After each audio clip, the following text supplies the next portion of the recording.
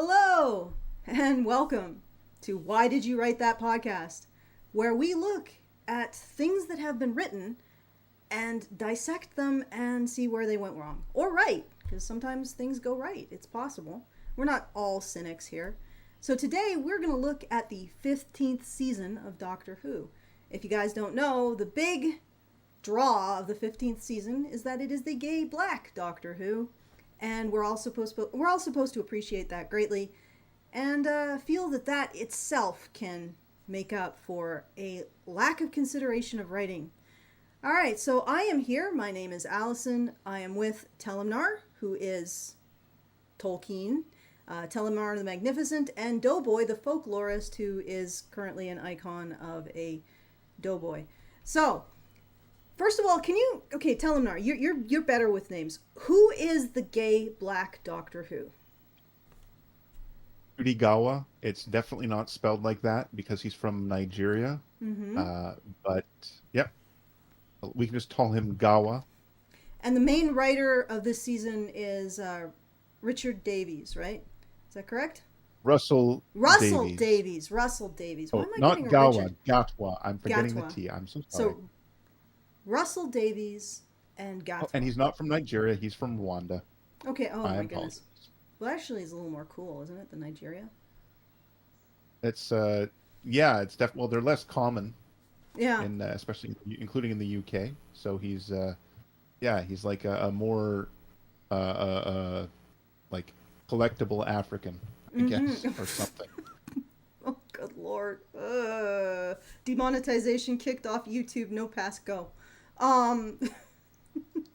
Yeah, so this is what we're going to review, and we're going to look at specifically the writing. We're not going to we're not going to say necessarily that it bombed because of its progressive politics, because that's not what we do. We look at the writing and what went wrong there.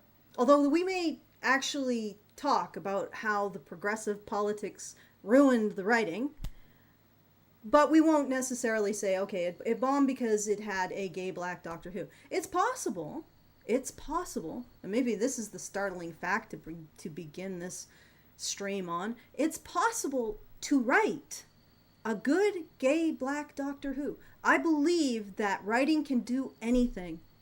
It can make anything work, as long as you stick to the principles, the fundamental principles of story structure. As long as you understand setup and payoff, scene and structure,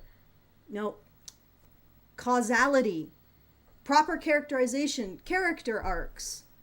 As long as you understand where you should have your emotional beats and what they need to do, you can make anything work. I am truly a writing optimist. So I'm never going to say something like, oh, you just can't write a gay black Doctor Who. As I think you can, as long as you put the effort in and you don't get subsumed into your own ego and self-righteousness.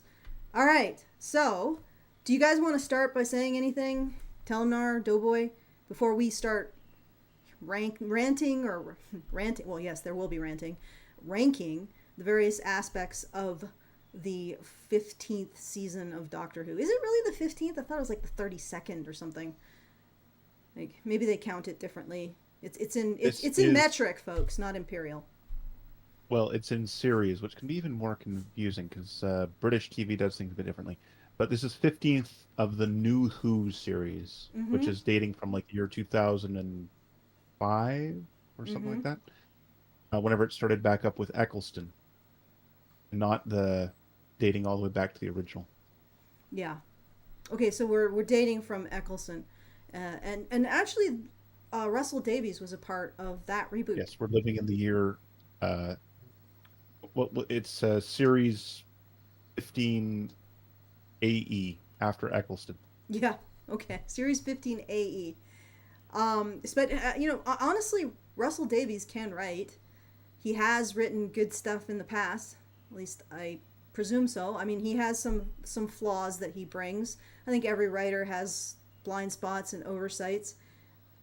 In Davies' case, there was something that we very specifically identified. Well, a general meta problem and then some specific problems with his writing. But we'll get into all of that. If you guys could just try to remember what those specific criticisms of Davies are, because I think the people listening would actually enjoy hearing it because it can inform their own work. But regardless, if we have time, as a special bonus, we will be looking at Lily Simpson's The Regressive Disaster of Doctor Who. Right? And Lily Simpson, I wonder if this is Lily Orchard. I don't know the deep lore of Lily Simpson. But Lily Simpson's thesis, conjecture, hypothesis, more like a conjecture, is that Doctor Who was a disaster because it was not progressive enough. I think this will be very amusing to go through. And if we can keep our criticisms of Doctor Who's writing to a minimum, perhaps we can get into it. So let's get started. We generally judge writing on 5 or 6 categories. The first is plot, the second is characters, the third is theme, the fourth is tone, and tone is actually really important. The fifth is dialogue, and the sixth is setting. And sometimes we drop dialogue when it's just so bad there's nothing memorable about it. Actually, we drop it when it's just so mediocre there's nothing memorable about it. It's just it was there. It's nothing else to say. So, in terms of plot, try to wind back the clock in your head, guys, and tell us about the plot. Actually, you know what, Teleanor? Why don't you give us an overview? Are you able to do that? Is that possible? Well, is that within the realm of possibility? for the entire series, we can't really do that because a lot of it's episodic, aside from the last 2 episodes, which are one arc. Oh yeah, you know what? Sort of. Let's focus on the last 2. Or Yeah. Okay. yeah, let's focus on the last 2 for now. Uh-oh, Void Cat has come. Chaos ensues. All right, go ahead, Teleanor. Okay. Final 2 episodes of Doctor Who Series 15. So we start off in this sort of the British version of Stepford Wives neighborhood, and everything seems perfect until someone has a moment of doubt or uncertainty, at which point something very strange happens, and then we realize, oh, wait a second, we have so they experience sort of hideous existential angst. And we're opening, by the way, this seeming paradise, which is actually a hideous utopia. You can tell that everything is strange and unnatural because everybody acts normal, and the Doctor and Belinda are married with a kid, which should never happen. No one should ever get married or have children. We should have humanity die out in a generation while we all become go-go dancers wearing skirts that we'd tell people are kilts at gay clubs or something. That's like that's the highest calling of humanity. My highest calling is unsarcastically, soothing a very, very, wrangling a very ornery void cat. Oh, God, cat needs a little soothing too sometimes. Yeah. But unironically, truly, humanity's highest calling is research into mythology and folklore. There can be no greater enterprise. But let's see. So let's get back to the serious discussion of the plot here. So they're waking up, everything looks normal and nice, and then have breakfast, and then they get visited by Ruby Sunday because they've sort of got 2 companions happening here, one of whom is Belinda and one of whom is Ruby. And she seems to once again express doubt, and it gets weird. And then the Doctor gets a message from Rogue, which is a character you meet in a previous episode, and he's in there for like 10 seconds. And he sees him through a TV transmission and said, "You're caught in a trap. This isn't real," something along those lines. And then the Doctor comes to the realization things aren't right, and then he and Belinda are brought to the Bone Palace, which was shown to the audience earlier, and it is this giant edifice, like huge building in London that is entirely made out of bones, hence the name. And by the way, there are also giant bone dinosaurs wandering around doing, no one's quite clear what, but whatever. They don't become very important. Yeah, they are very Their important. Very briefly. atmosphere. Oh yeah, atmosphere. Atmosphere. Yes, and once we get into the Bone Palace, the Rani tells us the world was changed by Conrad Clark to be his perfect vision of the world, using the power of Isidarium, the infant god of wishes, which is this was established in what was it? Was this established in the opening scene of this very thing? Is that where Yeah, the one about where the the only witch scene picks that up? was the only scene that was of marginal interest in this entire two-part, or one of the few. Actually, I can't Yes, think of that's another right. off I my forgot head. to mention that. Yeah. Yeah, the Rani in the very opening scene, which I forgot to mention, the Rani basically kidnaps a newborn child who is the seventh son of a seventh son, or something along those lines. Um, and that makes the child a powerful magical artifact, basically. And the kid never grows up; they just use it as a magic battery, essentially. So, and later on, it gets used by Conrad Clark, who kind of brainwashes people by broadcasting television shows that everyone sees and that are supported by the state. Pay no attention to the BBC. They're definitely not. They're definitely in the corner looking a little shifty. Yeah. Now that I brought that up, but um, and so the doctor, who also has a very ordinary job with United National Insurance Telecom or something like that, which is what they call UNIT, which is kind of funny. Um, yes, he starts to have doubts, and then he winds up going to the Bone Palace. And while he's doing that, we meet the dirty underbelly of the world, which is the place where all the disabled people go. So if you have any kind of disability, and this is kind of weird, you're just not in the system because apparently You're invisible. Conrad Clark can't imagine that you exist because he's like 30 years old or something like that, and he doesn't know about people in wheelchairs or people who, or I don't know. He's basically Like, he's basically a straw man of a man. Like let's yeah. be honest. They Oh, say oh it's no, no, the no, the bad kind of man, the no, white one, no. who is also He's probably straight. no. He is a straw man of a man. Like, let's be honest. Yes, It's not even far right. That what they mean by far right is man. What they mean by yes, wrong is man. What they mean by bad is man. So he's a straw man of a man, and yeah. he wants to create a That's world in which people live in families, are happy, are employed, have plenty to eat, and apparently the disabled are invisible for no discernible reason. But also have plenty to eat and live relatively comfortably because they even pretty though much they can, don't seem to have jobs. yeah, because they pretty much can get anything they want because they're invisible and they don't have to work for it because they aren't Yeah. really shown to have any discomfort. The I mean, if it was the future as envisioned by a Canadian politician, the disabled wouldn't exist at all. They'd Let's all not be get too political, okay. but That's yeah. we That's all not. know what we We all refer know. to. Yeah, they would be They would be given Canadian made to health no care. longer be a burden. Yes, you don't want to be a burden. You know, oh, you don't feel like living for any further because you don't have a house and you're disabled. Well, the Canadian government can solve that for you, and by solve Oh that yeah, for you, we mean we'll solve your existence. So, I mean, this seems like a relatively benign kind of dystopia. The yeah. only thing The is gr- that if anybody doubts it, there are weird effects. Like mugs go through tabletops, and yet there's still an infinite supply of mugs. yeah.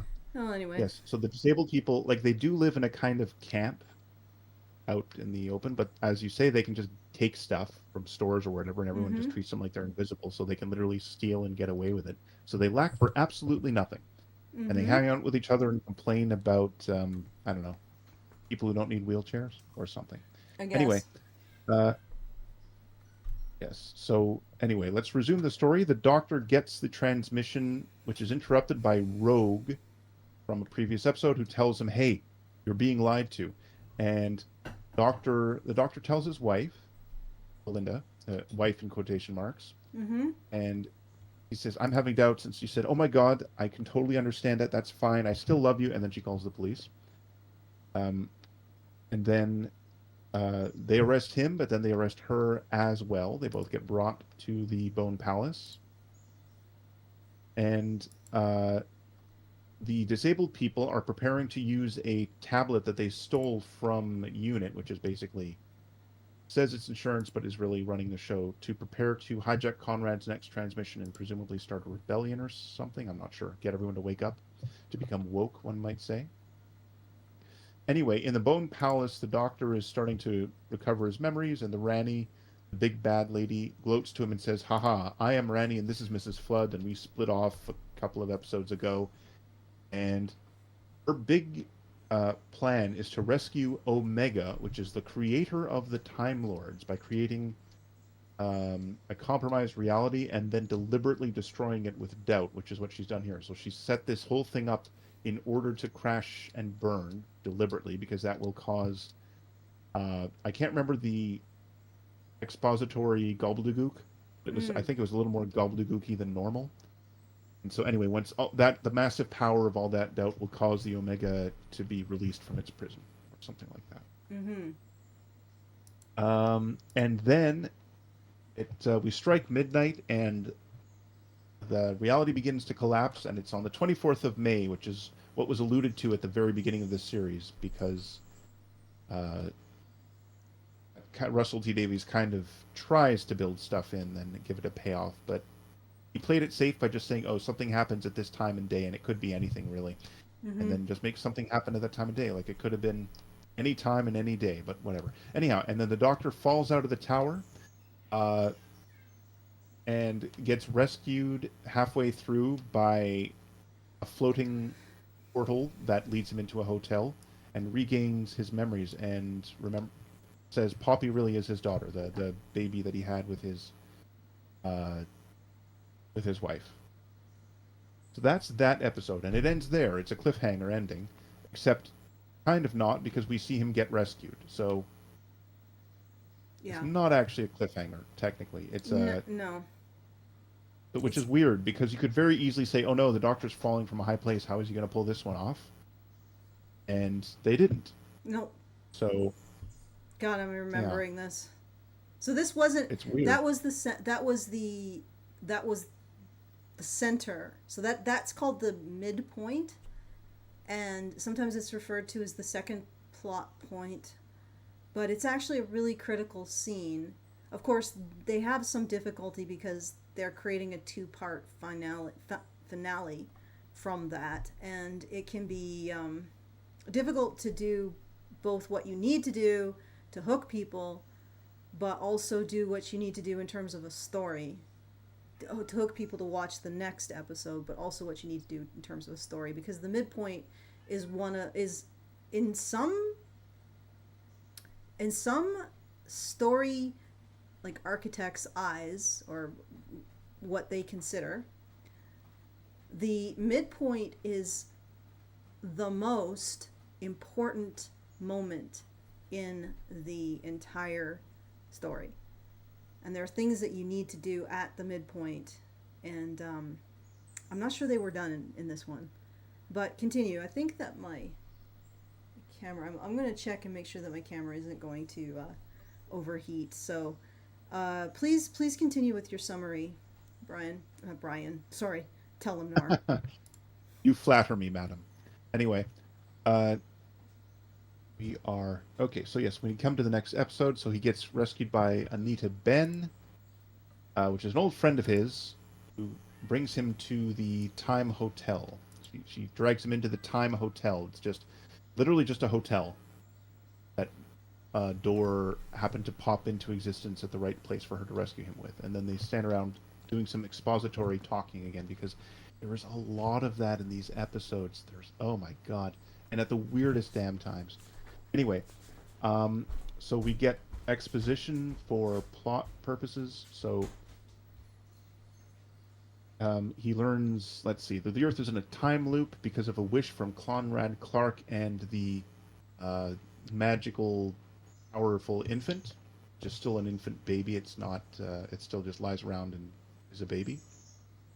I don't know why we need Conrad Clark for all this, but whatever. It's not really made clear why his wishes are the most important. Anyhow, uh, they then restore the memories of Belinda, the companion who nobody really liked, and also all the other people working at the office with him in unit, because they realize, oh, they're not a bunch of insurance people; they're a bunch of elite military protecting society from stuff like this types, at least in theory.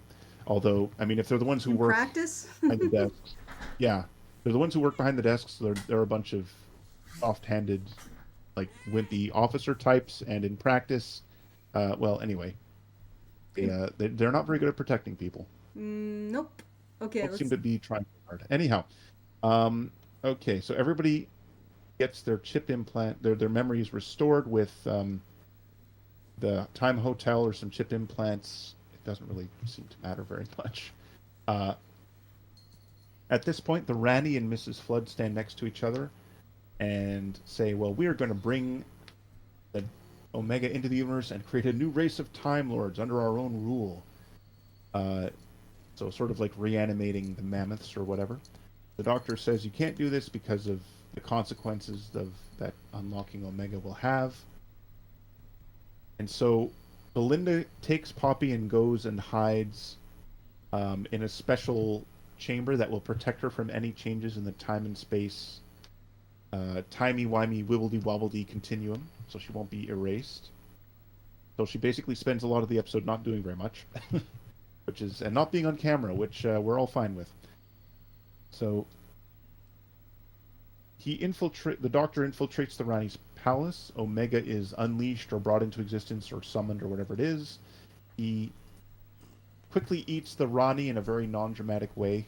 Like, it's meant to be dramatic, but it happens so fast that really, like, doesn't leave a huge impact. The Doctor, let's see, Mrs. Flood runs away. The Doctor forces Omega back into his prison using the Vindicator, which I believe shows up in a previous episode. It's hang on. Yes, it's a device from the Interstellar Song Contest episode. So he can't use his sonic screwdriver for some reason, even though that's supposed to be the thing. Anyhow, that he always is able to use to solve his problems. Who knows? Okay. At this point, Ruby obtains the Baby of Power and wishes for Conrad, the guy who has been causing everything, all of reality, to be artificially the way it is because of his own wishing power. She wishes him to be happy in a new life and for everything that he wished to be undone, and so sort of erasing his memory and giving him a happy life somewhere, and then and also fixing the mess he made with just a simple wish. The Doctor joins her back in the TARDIS, and he makes a wish for Desiderium to no longer grant wishes. So kind of like the opposite of what you do when you rub the lamp and the genie comes out. So now things are back to normal, and the magic baby, is given to Ruby's family, and Anita goes back to her time hotel because they just have a lot of people just show up in this, and says, by the way, the boss says hi. And then the Doctor and the Belinda get out of there with their baby, except then the baby ceases to exist, and only Ruby remembers she ever existed. Literally just vanishes from the universe, so far as everyone else is concerned. Let's see. And then they have this little moment where the Doctor tries to reincarnate the baby. And there's also another member-berry thing, another fan service moment where he meets the 13th incarnation, the Lady Doctor, for no reason. She doesn't contribute Is it really anything fan to service though? Honestly. Yes, it's service to her one fan service, not fans service, because that implies she has many. Then initiates a regeneration. I mean, there's a lot of timey-wimey stuff happening again, and then it results in a timeline where Poppy exists as Belinda's daughter, but not his. And he says, "Farewell, I go forth to regenerate." And then he does indeed regenerate, and he appears to be regenerating in the form of Rose Tyler, played by Billie Piper. And that's the end of it. She just has like a couple of seconds on camera and basically says hello and breaks the fourth wall and is doing the member berries thing again. So there we go. That is the end of the episode. Good Lord. I think you missed a lot of the real problems. Or maybe you didn't. Well, I summarized kind of what happened, but... You didn't even... I was away for a bit, but did you mention the actual big bad of this two-part finale? Do you mean the Rani or the Omega? Yeah, well, is the Omega really the big bad? I guess it eats Rani, but from what I remember, the supposedly climactic moment where they destroy the Omega was really lackluster. Yeah. I don't quite. Oh no, it was. Conrad? I remember what it was. Okay, so this was Davy's idea of setup, right? He shows the Rani putting Doctor Who's space guitar in a clock. And we get to see this very, like, there's no subtlety here. She just puts it in a clock, and it just so happens that they're at that clock. Well, presumably this was the room where she was going to summon the Omega in. It just so happens that she puts what he needs to defeat, I think, her? Yeah, to defeat her in the very room where she is going to complete her ultimate ends.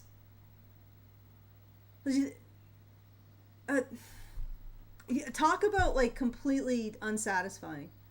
There's no effort. All he did to defeat her was be like, "Oh, I know what that is." And she gets it. I mean, you could have made it satisfying. Maybe they did. It was just so hidden in everything that they showed. Maybe they said that this thing had to be his space guitar, had to be part of the clock instrument in order for this whole convoluted scheme to unleash the Omega to work. I don't recall that ever being explained or set up. So as far as I know, we got a scene of her putting the Stratocaster, or whatever the hell it was, right in a place for him to use it to defeat her. For Doctor Who to use it to defeat her. That's like the worst... That's painfully bad setup. This no effort setup. And then he defeats her, and the Omega is crawling out of his tunnel, because in this incarnation, I guess the Doctor Who's species, except it's not his species, I've been led to believe, is a bunch of cruel colonialist oppressors. So the Omega, the original Time Lord, crawls out of his time hole, and he's just a gigantic skeleton with skin stretched over, I believe. Eats Rani, I think so. Cannibalism, I guess, is a Time Lord thing now.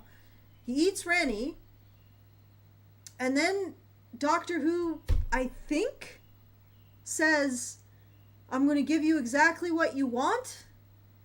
Am I wrong?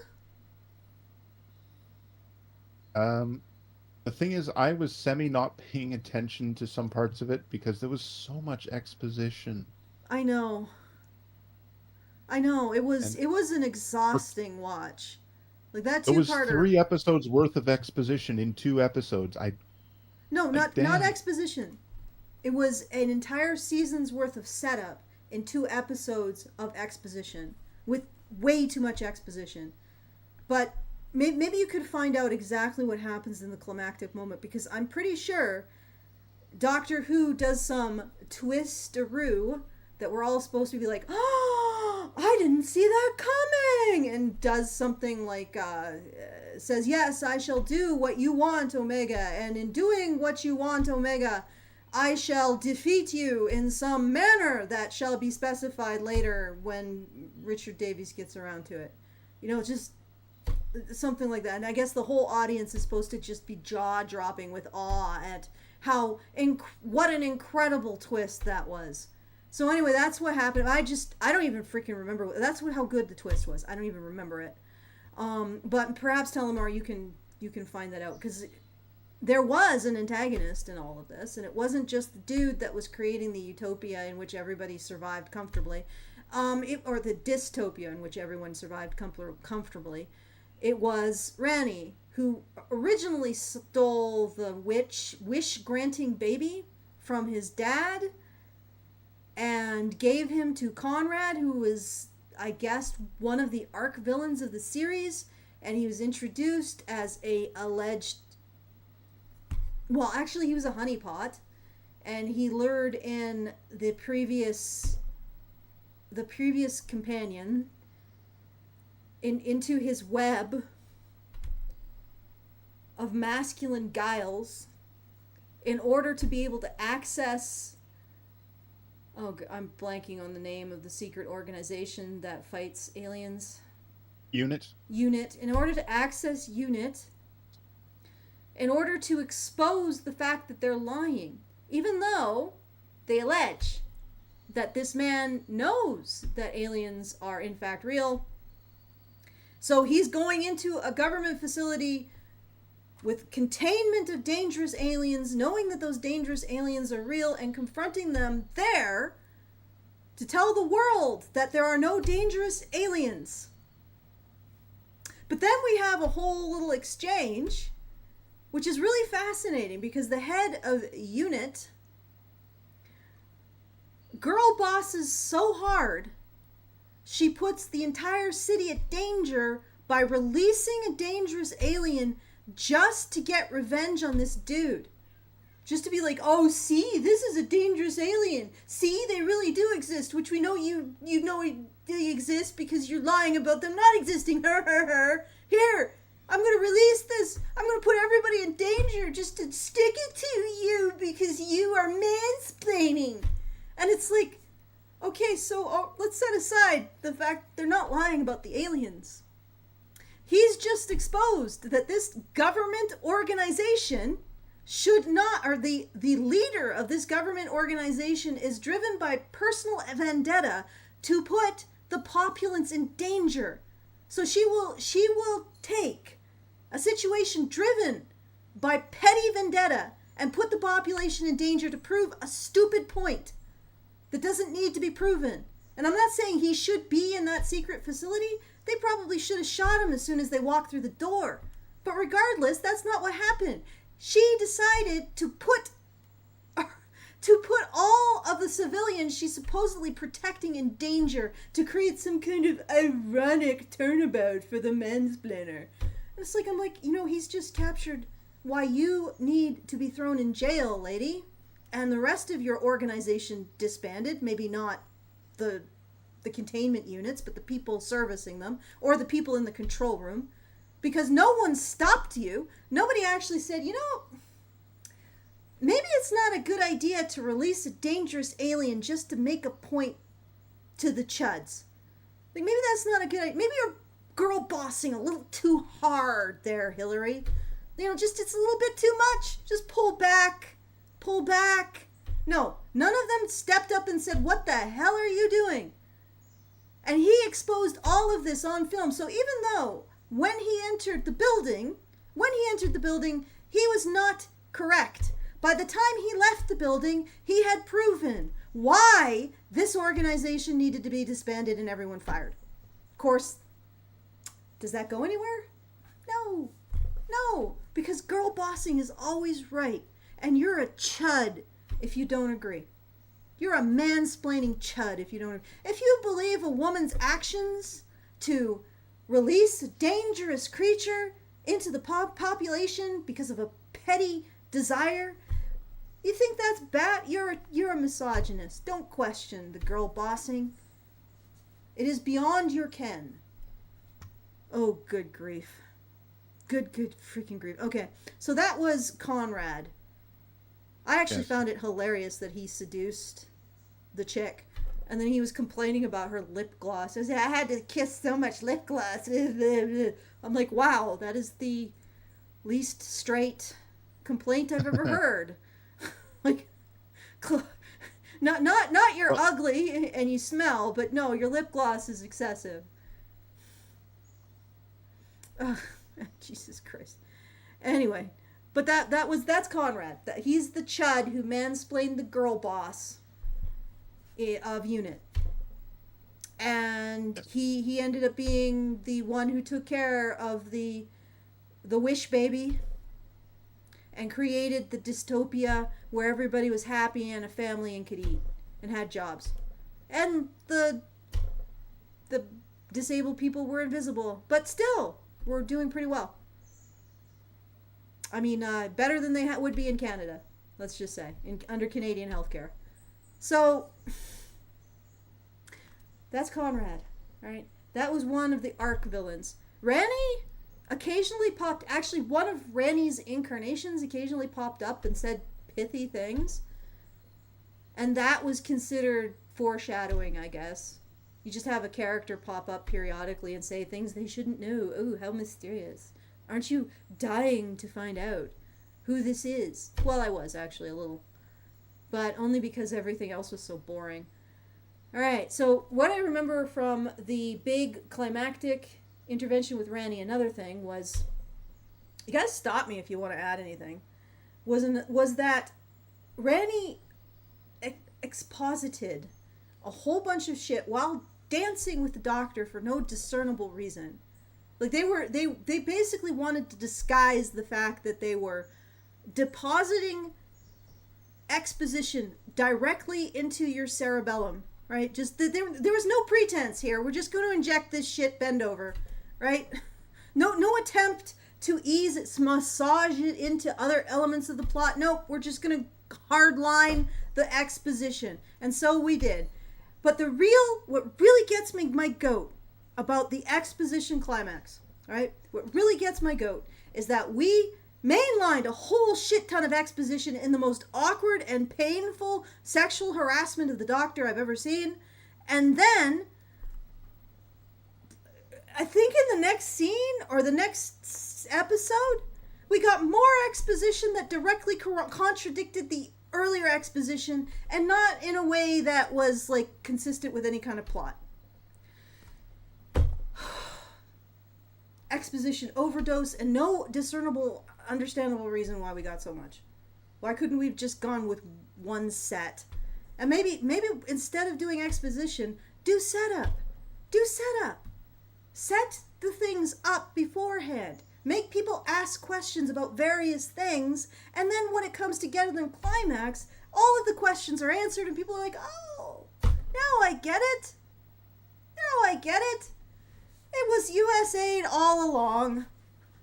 Oh, good grief. Anyway.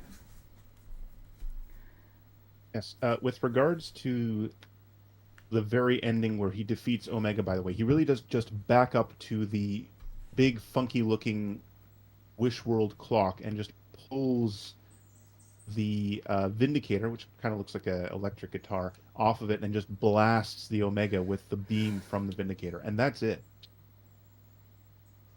Yeah. That is, yeah, like why is it that, well, and there's no particular good reason why it's there. Like it was in a previous episode and then now it's in the current episode, but it's not really foreshadowing or something that's handled very intelligently, in my opinion. Not at all. And there are other really egregious plot bullshit going on in the other episodes of this season.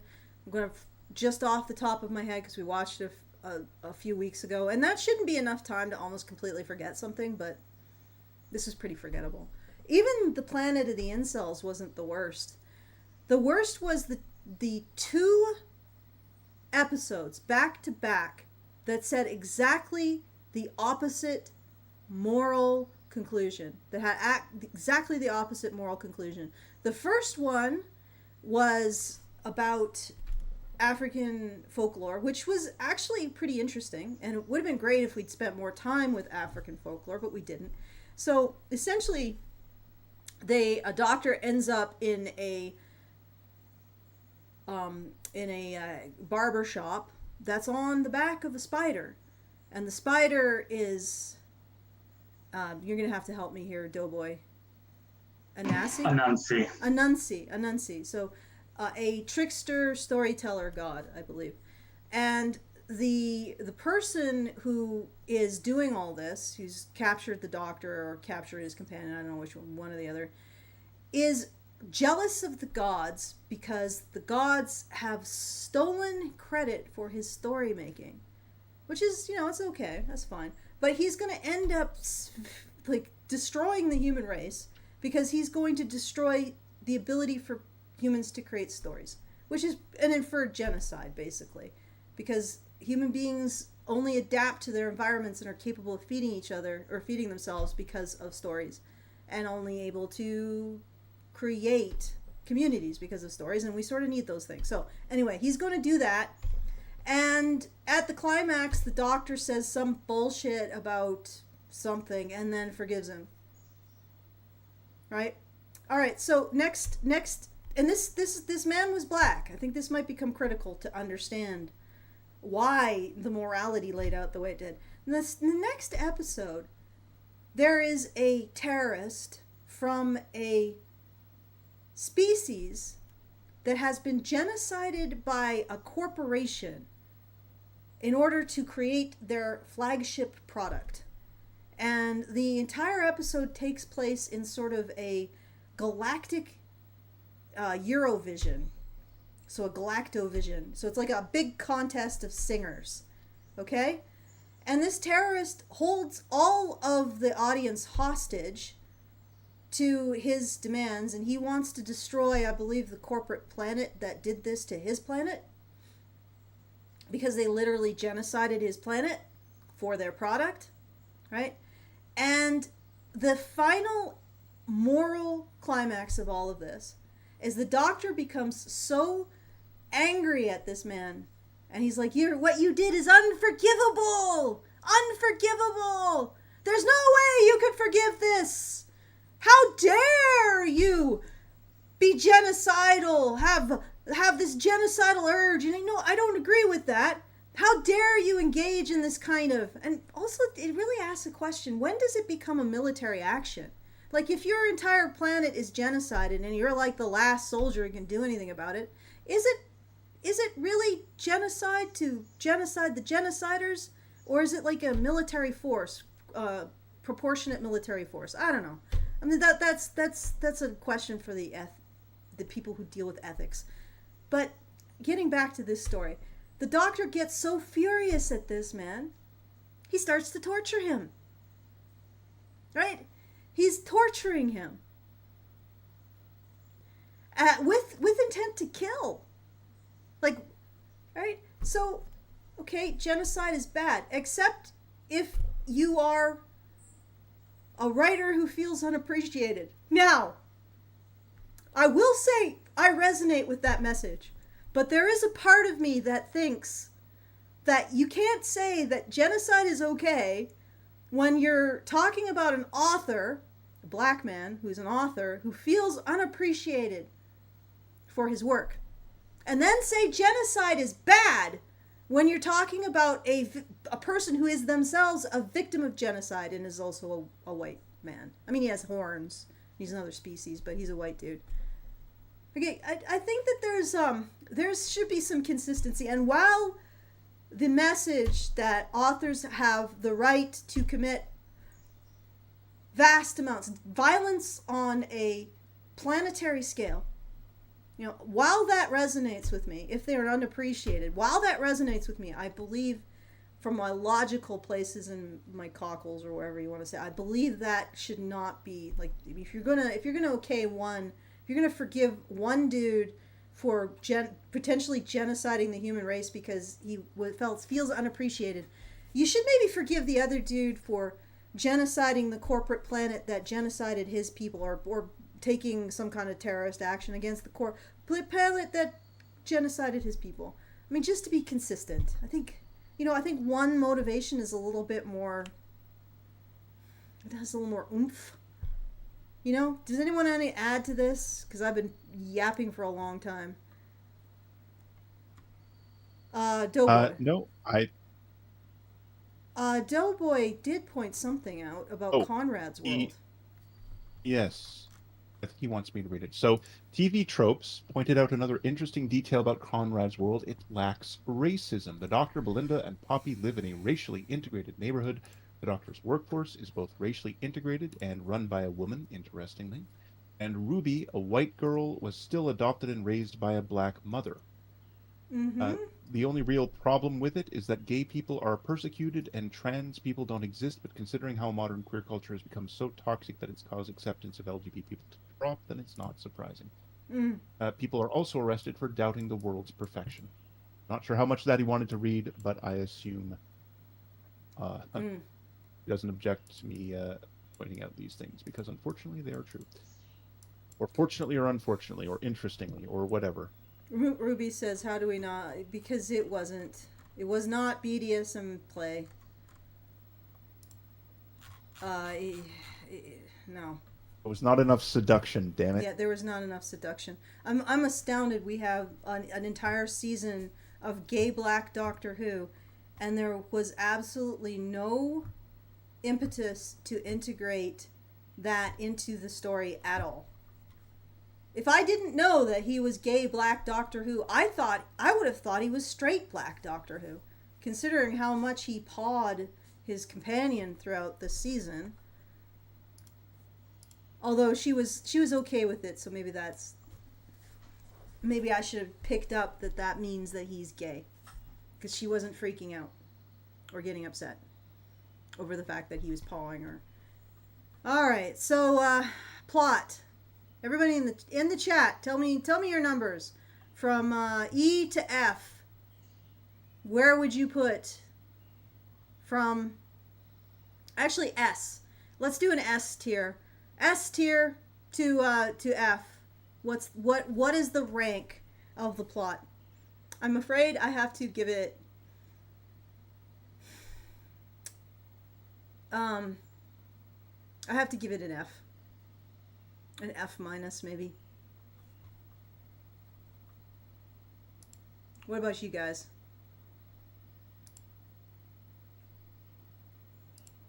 Oh my God. Well, Doughboy just decided to unleash his inner critic, and he says he rates the plot as feces coated Ouroboros, No, which feces is the coated. snake eating its own tail.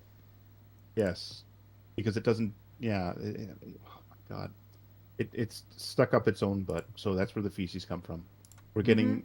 Yeah, I'm seeing Zed from Richard Beer, and John Doe gives us an F minus, which is well, I guess he's feeling generous tonight. Zed. But yeah, All right. and personally, I'd give it. Oh my God! Well, it's one. It's one story over two different shows. It's one story arc, two different episodes. So you're supposed to have one plot that has its midpoint with a cliffhanger ending, or the oh my God, how are they going to come back from this disaster ending, or something at the end of the first episode, and they didn't really do that. And then they just completely restarted the plot for the second episode, and they also had an entire subplot of oh my God, all the people who can't see or can't walk or can't hear or can't whatever are somehow invisible. They have their little resistance organization that never does anything, I think, or they do like one little thing in the entire plot and basically don't matter the whole time. So I think F minus is like, or just F, like, doesn't even make sense. And trying hard to be clever and really wasn't. And we win by having the Doctor just blast the big bad with a laser after it eats the other big bad almost instantly, who I guess was an idiot who couldn't control Omega or something. I mean, it's yeah. So yes, not terribly impressed with it. No. Nope. Okay, so I think the general consensus is, if we're going to keep it to the scale, is an F minus. Oh yeah, it was a disaster. Okay, I'm going to make an executive decision on characters. There were none. Let's move on.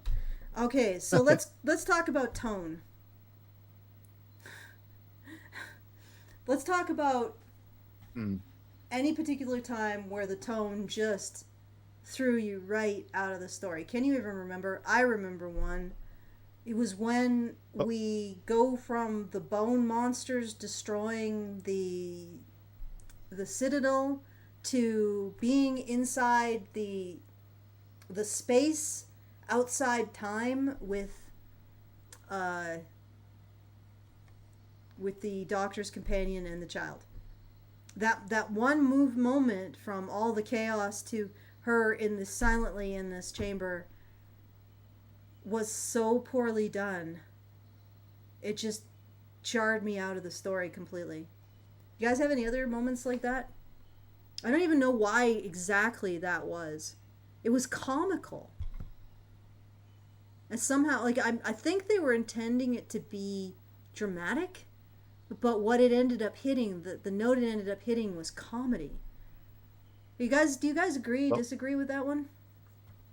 well, Doughboy is actually going to fight back against your Longhouse tyranny and say he's going to defend Ruby Sunday as a character because she's the only proper hero. She tries to protect civilians when she thinks aliens are attacking. She defends her ex boyfriend from an alien despite being publicly humiliated by him. She's the first person to notice something is amiss in the Wish world and investigates it. And she defeats Conrad by outsmarting him and using magic to give him a happy life in the new world. He winds up working as a dishwasher at a restaurant, I think, something like that.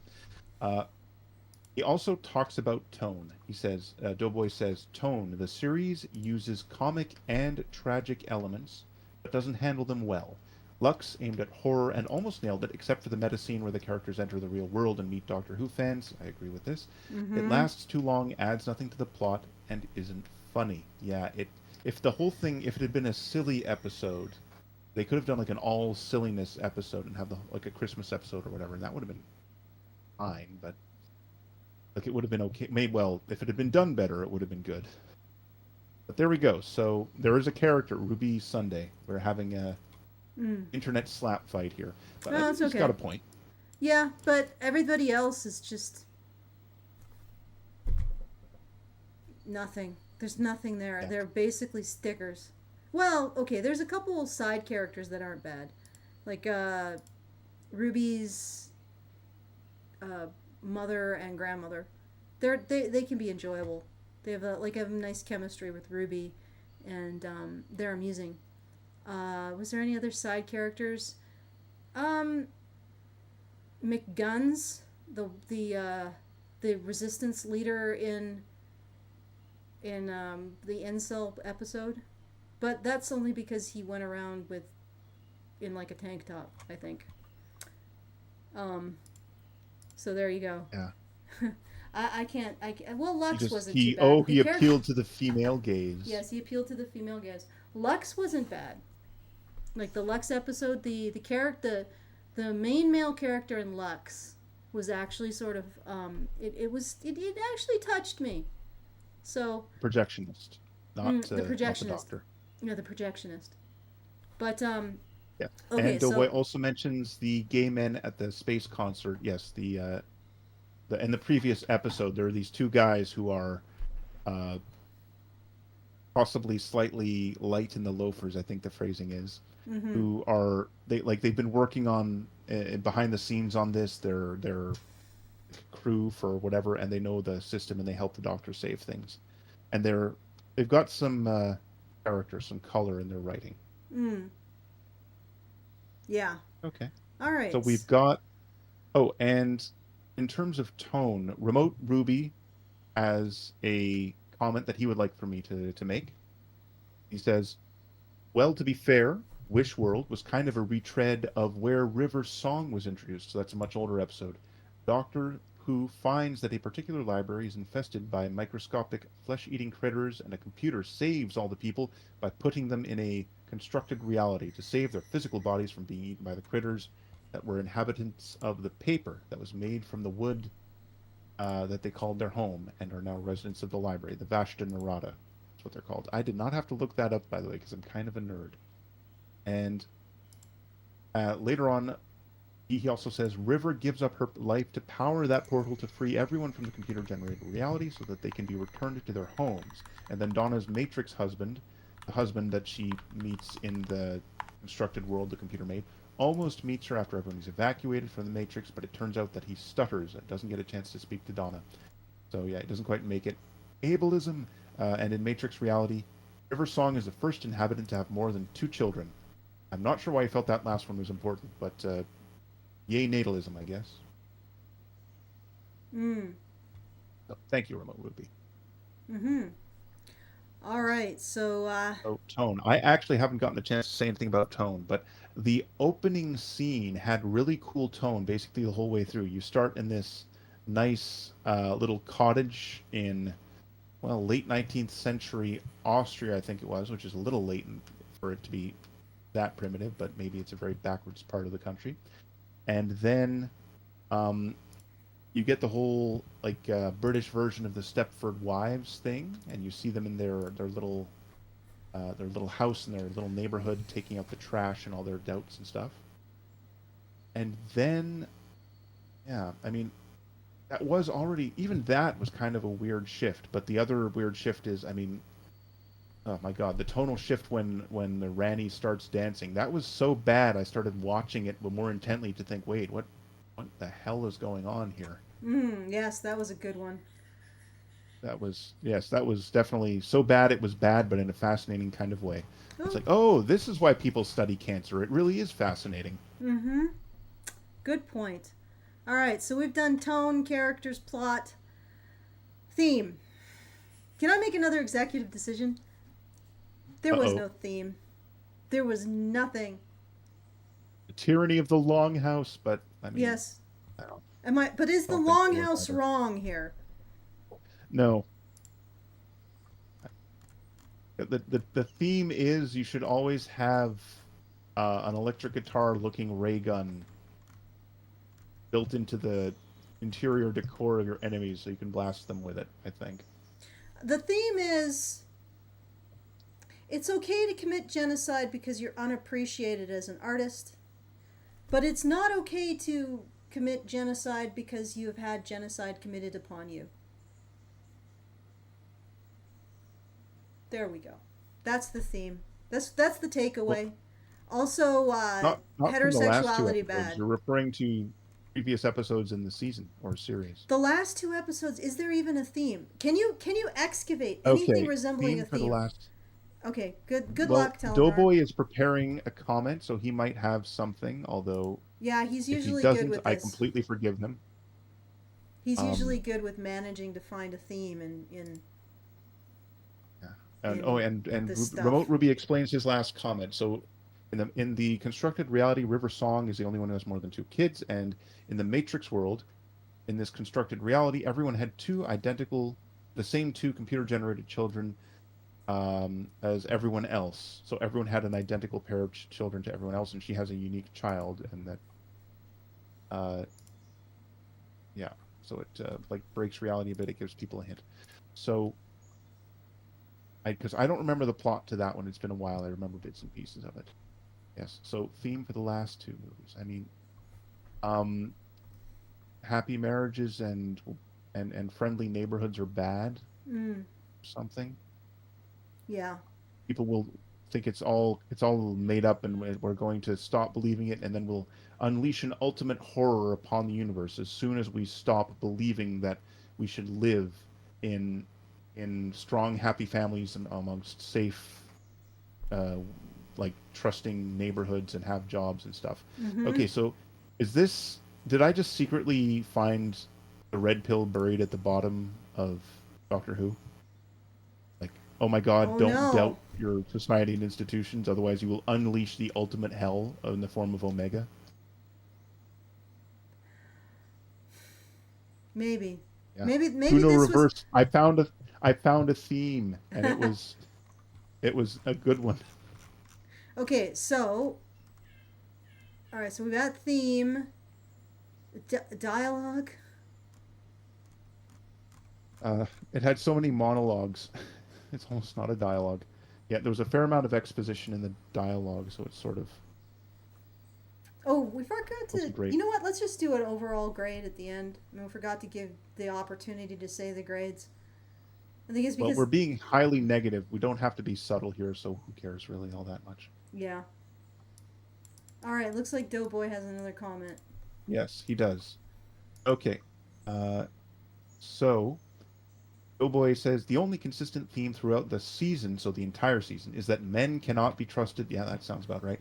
Belinda's ex was framed as overly controlling. The Nigerian man and the alien tried to commit genocide. Conrad led Ruby on, yes, pretending to like her, but she wears too much lipstick. Like the husband of the seventh son did nothing to protect his wife, and the doctor failed to protect or rescue Poppy until Ruby forced him to remember. The sole exception is the old man in Lux who sacrificed himself to save people, which was probably just about the best momentary scene In the in entire the show. entire series, in my opinion. And in dialogue, he says the best part that he liked the most is Conrad's comment about Ruby's lip gloss. Oh my God, Doughboy is merciless. Also, the men on the soldiers' team tried to take command away from the female leader because they're an elite, highly trained military. I'm adding my own commentary here because they're an elite, highly trained military unit that has been sent to do a dangerous mission, and apparently you can just have a vote and change your leader like whenever, because that's Mm-hmm. how armies work. I mean, Oh, that is good kind grief. of. I will be honest. That is kind of how like they did things in the ancient Greek times. They genuinely would vote for a leader, but this wasn't like this didn't happen in the middle of a fight. They would like sit down and have a vote at some point when people aren't actively trying to kill them right that minute because they weren't idiots. Anyway, Yeah. are All right, dialogue setting. They we butchered. talking about the entire series or are we talking about just the last two episodes? Well, We're let's doing the talk about entire the. Yeah, series basically, basically. sort of the entire series with a focus on the last two episodes so that we don't end up Yeah. going forever. But So the setting. Let's setting. look at setting. Well, How they have a badly did they butcher the Doctor well. Who setting? I mean, there are basically two settings for Doctor Who, in my opinion, which is you've got the TARDIS, which is a constant, mainly throughout the entire series, and then you've got wherever they happen to go. So you kind of have to evaluate that second one on an episode by episode basis to be fair to the show, in my opinion. So the TARDIS, I mean, it was fine. It looks like a TARDIS, whatever. They use it for some costume changes because they wanted to do that. Uh, okay. And oh, well, Remote Ruby has another comment. We learned that River gave all her remaining regenerations to the Doctor to save him after she tried to kill him. He was on her third form at the time, so she gave up 9 remaining regenerations to keep the Doctor from dying. That was from the Let's Kill Hitler episode, which got a little ridiculous by the end, in case anyone's Hmm. wondering, where we find out that Amy's friend Melanie just happened to be her daughter without Amy knowing. Yeah.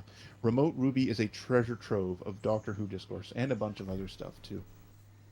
Okay. But right now, that's what's relevant, of course. Anyhow, um, what we were talking about settings. So yeah, I mean, the we've got the TARDIS, which was fine, and we've got like the setting in Lux, for example. If we're gonna take a strong episode, like they go back to this small town in the 1950s America in wherever they are, Nevada or something, and they have like the projection theater. They have the people there. They have the beginning of the episode where everyone is or starting to realize that Lux is interacting with the audience, and then they panic.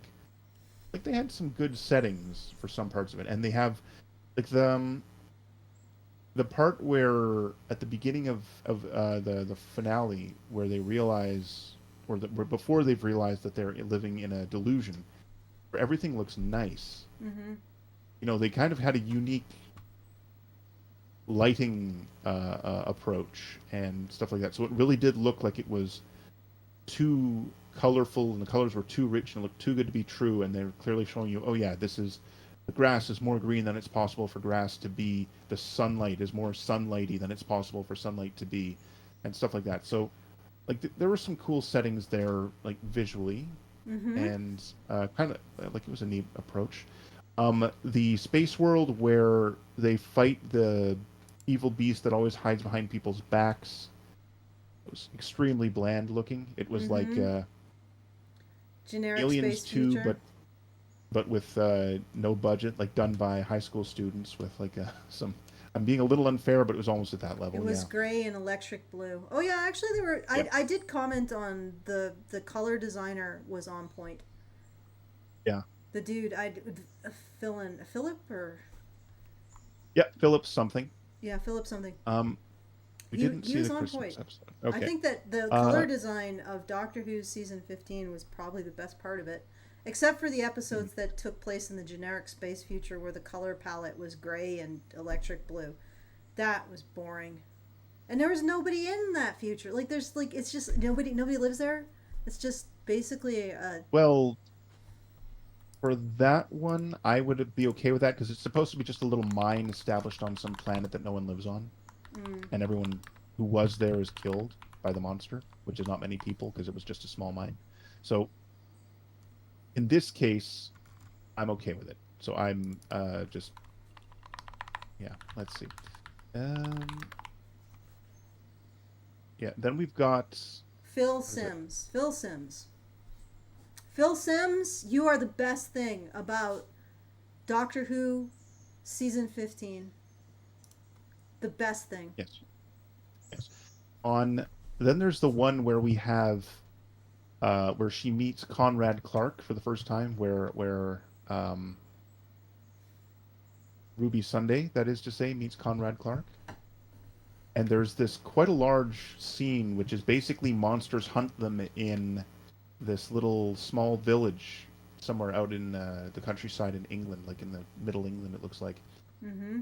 And like that was a nice setting, and you could do a cool like horror-ish themed thing there. Oh my God, we're in this little isolated village with all these old-fashioned buildings that look neat, and there's this horrible monster hunting us. Except of course they had to do a surprise. It's just us with a recording we're playing on a speaker because they think that UNIT is just some government setup that's lying to everyone to control them or something. Mm-hmm. Um, so there's that, and we've got the story in the engine. The one in the barber shop. Yeah. Barbershop was overused. They filmed some stuff in Lagos, in Nigeria. And that looked cool, but they spent too much time in the barbershop, arguably. Mm-hmm. So, and then there's the Interstellar Song Contest one. That was sort of like, that was the one before the ending arc. Mm-hmm. And it's Eurovision in space. And well, they had you get the impression they had a very big CGI budget for this one, but they didn't have a lot of ideas necessarily, solid ideas. And most of the stuff you see, like you see some aliens briefly, and you see the audience cheering, and it kind of doesn't matter. So maybe not the most. It was definitely, it wasn't boring, but it did look like Eurovision in space, and I don't like Eurovision. I just don't think it's very interesting.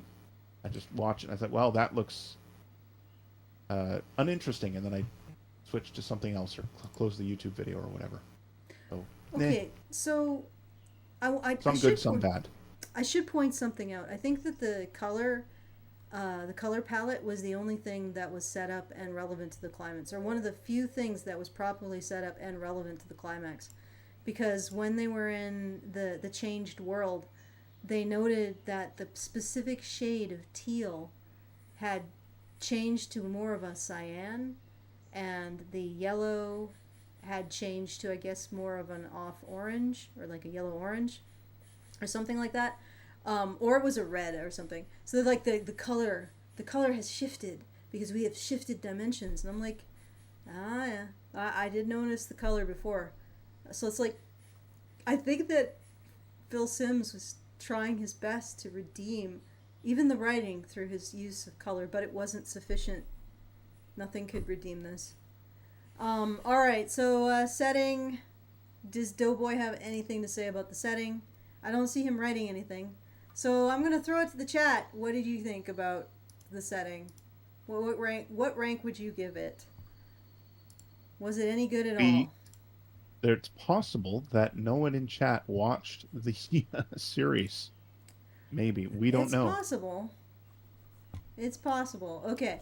So, I think that we can just overall give this entire season an F-.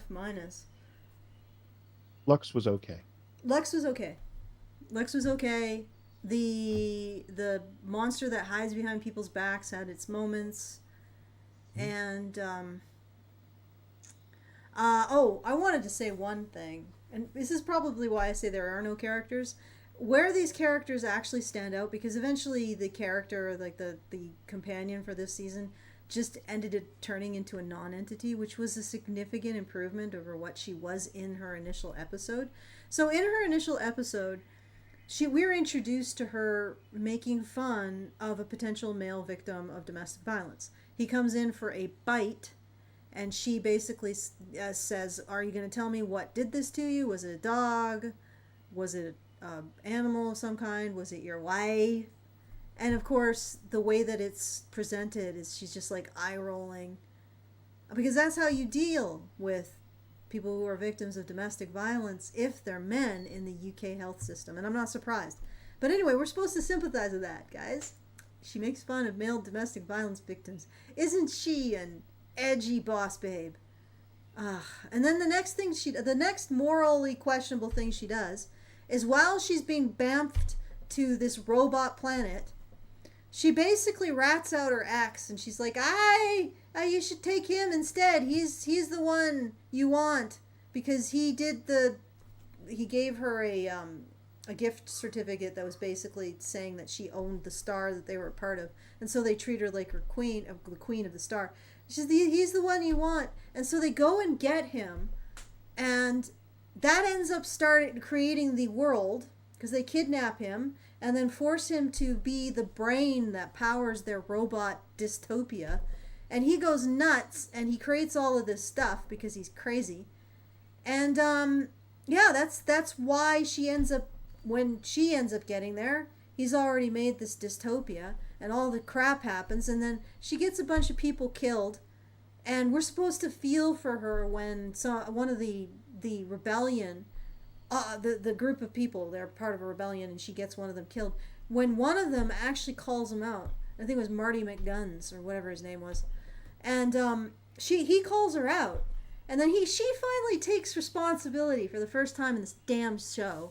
She takes some responsibility for what's occurring, because McGuns calls her out, and then things get better. But we're supposed to think of her as some kind of martyr, even though she was the one who created the whole situation. And then the end, what happens is the ex-boyfriend that she ratted out, sent to this planet to be thrown in a machine and tortured as its central brain and lose his mind. He turns into sperm and they vacuum it up.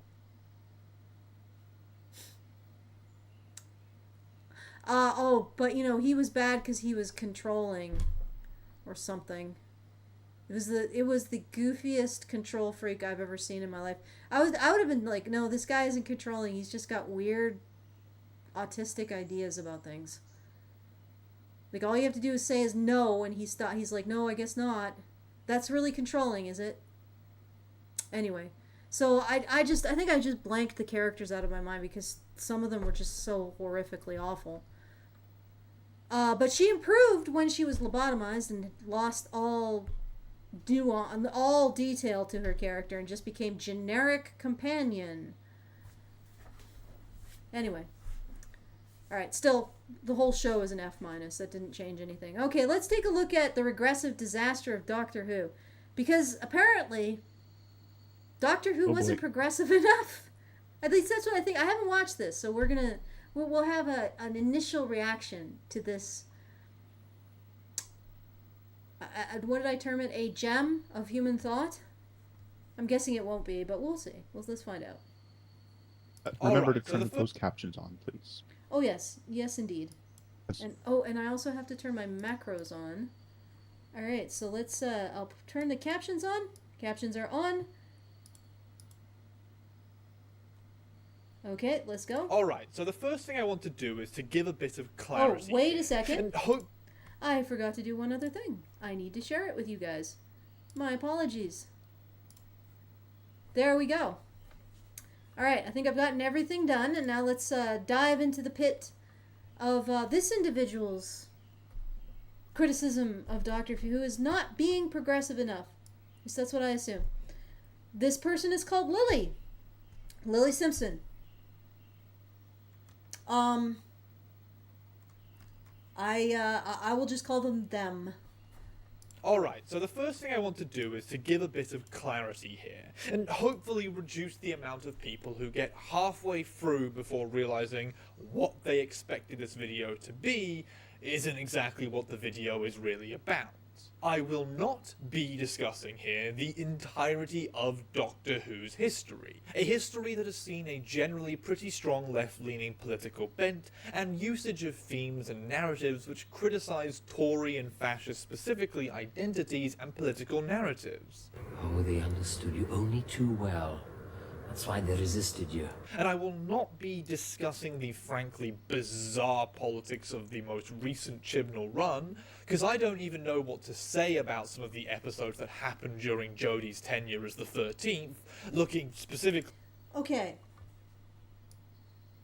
He's saying that the original Doctor Who was fascist. I was actually doing a little bit of work in the back room here. What is this man saying? Or woman? No. Person? This Lily, this YouTuber, this worst possible insult YouTuber. Anyway, said it's always been left leaning. It's always been against conservatism, fascism, and the Tories. The Tories being the English right wing party or British right wing party, sort of. Okay. All right. at you, kablam. The systems aren't the problem. I don't care what you think. No, what I want to do here is discuss the most recent season finale for the semi-revival show that is running on Disney+, and under returning showrunner Russell T Davies' control, with Ncuti Gatwa as the 15th Doctor. A two-parter finale that, when I reached the end of it, had me looking at myself in the mirror and going, what the hell was that absolute? Oh, so he's talking about the finale. That's the one he has a problem with, not the episode that basically justified a corporate genocide? Or not? It or at caused least him to look in ignored the it. mirror and say, "What the hell is that?" And No, that's the kind of thing. he's talking about the two-part finale, not that episode. Yes. I guess that just... I mean, I am an anarcho-capitalist. I'm not particularly... I think corporations are not great. But I don't think I have the level of hatred necessarily as someone who's more progressive perhaps has for them. And I still don't think that they should get away with a genocide. And this so it's not that episode. That's not that episode. No. It's the two-part finale. Okay, he thinks the two-part finale is fascist. I think that's what he's saying, right? Okay. I just want to clarify before we get into responding to this, because I don't know. This is I sense the footprints of insanity. But let's continue. Absolute bollocks. Don't want to do this alone. So, yeah, there is a lot to criticize here, and a lot of it that seems weird when you consider the bona fides of the person in charge. A person in charge who is well renowned for writing a lot of very positively queer stuff in the past. But I will get into that whole thing in 1 second. The Russell Davies, not queer enough. Why do you even bother? Like, why don't you just write the stories you want to write? Oh, wait, you can't write anymore.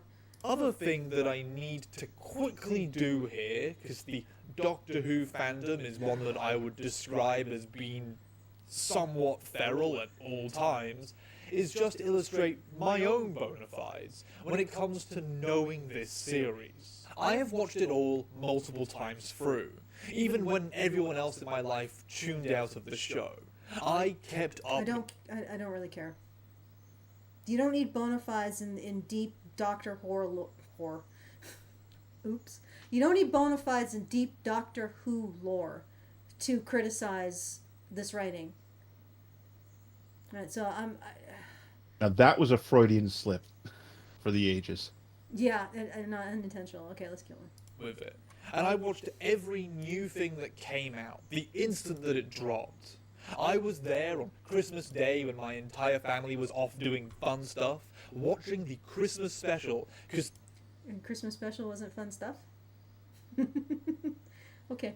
The rest of my family gave up on it about halfway through Matt Smith. My favourite Doctor is Peter Capaldi, and if you didn't give his Doctor a chance because you were sick of Moffat as a showrunner, then you are a fool, because his whole run was absolute gold, and proved to me that Moffat might actually have been the best showrunner of the new Doctor Who. Sir, people have different taste. You just have to live with that. Like, they're not fools for disliking what you don't like. Oh yeah, let's keep going. I was dead and gone. Why would you even do that to yourself? I even watched all of the Jodie Whittaker stuff, and while I do agree that she was great, it's just that the writing really failed her on pretty much every damn level. The Weeping Angel stuff from that was painful, and The Timeless Child, God, I wish we could go back and remove that addition to the lore. You are the timeless child. Okay. Yeah, but here's the thing. Right, Peter Capaldi had his moments. Right, I will agree with that. I actually rather liked him as the Doctor in some parts. I didn't watch. That's pretty much where I stopped watching. And it wasn't even like I stopped watching out of a particular animus. It was just because I just stopped watching. I had other things to do. I think I started writing at that point. But the fact is that this seems to be a consistent pattern that the YouTuber is identifying. These diversity pushed characters seem to come part and parcel with terrible writing. But does anybody ever stop and say, well, why is that? Why is it that people who are obsessed with biological categories, like catching Pokemon, I'm saying that they're obsessed with those biological categories like they're catching Pokemon in their writing. Why is it that they're so bloody bad at writing? Why do they struggle so much? And not all of them, but lately it feels like the writers who are obsessed with this cannot write. And I have a theory. And even Lily Simpson seems to be recognizing that the writing in this is atrocious. I don't know if he recognizes that the writing in the 15th season is atrocious, but generally the writing has, in many of these franchises, have gone downhill significantly since they started focusing on diversity. And I have a theory or a conjecture or a hypothesis. I guess you can call it a hypothesis.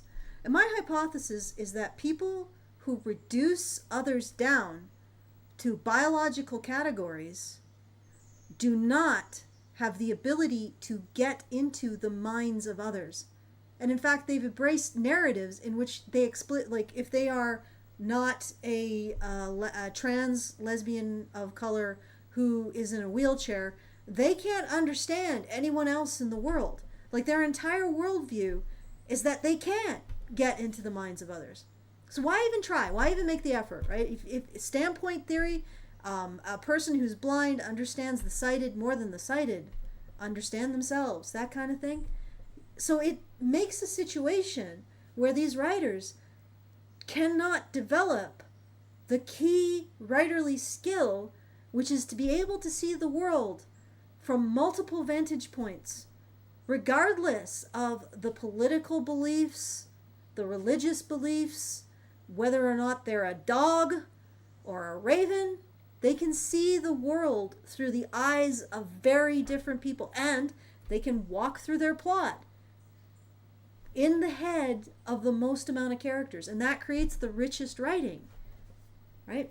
They can see the world from multiple vantage points, which is why writers are so paranoid and secretly very violent. It's just part and parcel, and maybe they drink. But well, I have a suggestion from Remote Ruby that really it's not alcohol that's necessary, but cocaine. Oh yes, not enough cocaine. All right. So anyway, my ultimate point is this. Okay.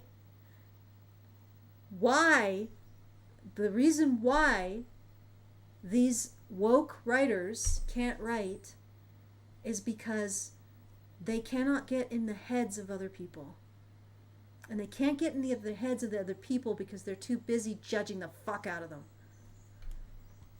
Right? And I don't know if he says that this season is... I'm not sure what he's going to say. Or she, he, it, they... Am I supposed to assume her gender from her name? Or what he or her looks like? Like, what am I supposed to base my assumptions on? There you go. And with all of that said, and hopefully proven that I know what I'm talking about, let's talk about Wishworld and the Reality War, shall we? And the way that the stories and positioning of those episodes is strangely regressive for a show that positions But you can just itself only so ever often, say and Lily especially Simpson. under a showrunner such as Russell T Davies, YouTuber as impression. progressive. So this all started with Wishworld, a story that centered around the Earth as imagined by what is effectively a mimicry of a far-right conspiracy theorist troll with deep-seated misogyny and homophobia and transphobia. And the world was integrated, racially integrated, and women had high-powered jobs. I guess... In fact, the person basically running things was also a woman, Randy. Yeah, okay. So this was But not in the imaginary world, that's true. But also, the entire episode portrays this world as a lie that is supposed to cause people doubt and horror, and that will ultimately collapse in on itself. Like, it's basically showing that it looks superficially good, but it's really bad. So, okay. And Remote Ruby says, let's see, because, well, he asserts that given that cocaine was, if we assume that cocaine was the necessary ingredient, and right now everyone who is woke is just doing Molly, it doesn't make them very creative. There's also another comment that I'd like to bring up, which is, it is normal not to understand people who are even slightly different from you when you are a kid. You're supposed to get better at that with age, and if you're trying to be a writer, you read lots of different books by different people in different times and places with different ideas and values, etc., to become able to do that. And an example of that springs to mind is two books that are written in, or stories that are written in approximately the same part of the world, but in very different times. And one is Beowulf, and that's this heroic story about this Danish, like, Geat, I can't remember what he is. He's one of the old tribes of, like, warrior guy, puts on his armor and fights monsters, basically. And the other one is a comedy by an author called Tom Sharp called Wilt, and it's about this repressed Englishman living a pointless life in this average town, being a teacher and teaching people who don't appreciate him, and he's just this beaten down, pathetic guy who has all kinds of comedic misadventures. And you could not imagine a more different human from Beowulf. And if you read both those stories, you might almost think, oh my god, these are written by different species. But they both come from the same part of the world, just a couple of millennia apart. And, you know, if you would say, oh wow, I really love this Beowulf story, I want to read tons of stuff like that, you'd be getting a completely different point of view than you would from Wilt. And, yes, goes to battle with Grendel. Correct, Remote Ruby. Who is a monster. And Grendel, not Wilt. And, like, if you're not exposed to all of these different types of books, if you don't read them and you only read people who all see things from the same point of view, because that's the politically correct point of view, then you won't have theory of mind, because you'll just only read and talk to people who agree with you about everything, and everyone who doesn't is an evil cardboard cartoon character. And what was I going to say?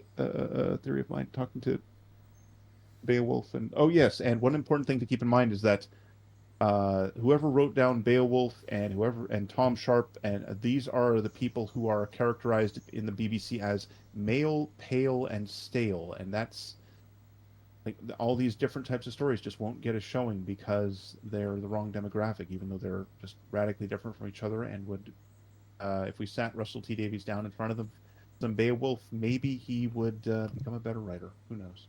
Okay, so I think Doughboy has put in something to say. Yes, he has.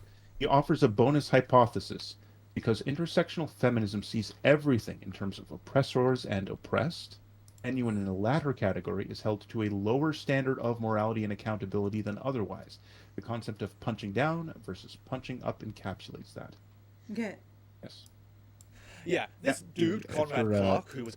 I agree with Doughboy, which is that if you are, you have to figure out if someone is an oppressor or oppressed, and then once you've done that, that tells you how they behave and how they're treated by absolutely everyone, and how they're treated by everyone kind of more than how they behave actually, because they can be a very nice person or they can be a total dick or they can be whatever, but people still treat them, or the audience is expected to treat them like they're this Okay. wonderful little person.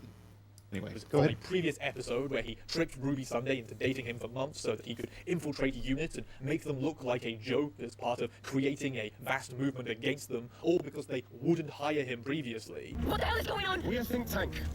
Exposing the lies. Well, Conrad Clark is given the God of Wishes, and basically free reign to create whatever sort of world he wants, hence the name Wishworld. The real reason for that being because another villain called the Rani wants a broken world that doesn't work, like Conrad's Ideal One, so that she can access the grave of Omega, the first of the Time Lords, and a dude who has been trapped in a different place. Look, all that stuff is not really relevant to what I'm talking about, and frankly gets very silly even for Doctor Who, and so because of that we don't need to think about or focus on it. Instead, what we need to focus on here is the kind of world that Conrad has created. A world that Russell T Davies wants us to think of as so broken that it cannot hope to exist longer than a single day before it all falls apart and resets. Within Well, I'll give this guy props. He did make a fairly good summary of this. It was concise.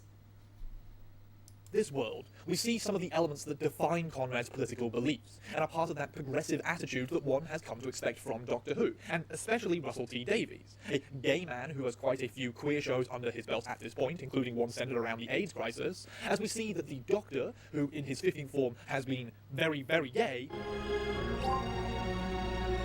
is now married to the current companion of Belinda Chandra. Are you telling me that he didn't kiss? If you're gonna go gay, then do it. Well, maybe they did later, but they already pushed the boundaries with Torchwood. Why are we going backwards? That they have a kid together, that the man goes to work while the woman stays home, that Melanie Bush, another companion from a previous series, now just sits at home. Okay, I just want to point out that the woman at home is going to have, like, judging from statistics today, she's going to be working half as much as anyone else. She's going to be working half as much as her husband who works to support her. She's going to be working half as much as a woman who works to support herself, or a woman in an egalitarian relationship. You know, I'm not judging people who get into relationships like that, but could we please stop terming that oppression? You know, with that half, like taking your work down from, 49 hours a week to 20, and most of that is self-directed, you probably could start yourself a good business or pursue studies into anything, or art. Yeah, you could do any of that. Instead, the group of people with the greatest leisure time in our society are somehow the ones most oppressed. I mean, let's take that and look back at history and see if that holds true. Let's look back at all of the historical epochs and ask ourselves, are the people with the most amount of leisure time the ones who are generally oppressed? Just ask yourself that. And here we have somebody who's saying, presumably, that this dystopia in which men are working to give women the greatest amount of leisure time in human history, I guess the women are oppressed. Oppressed by their leisure time.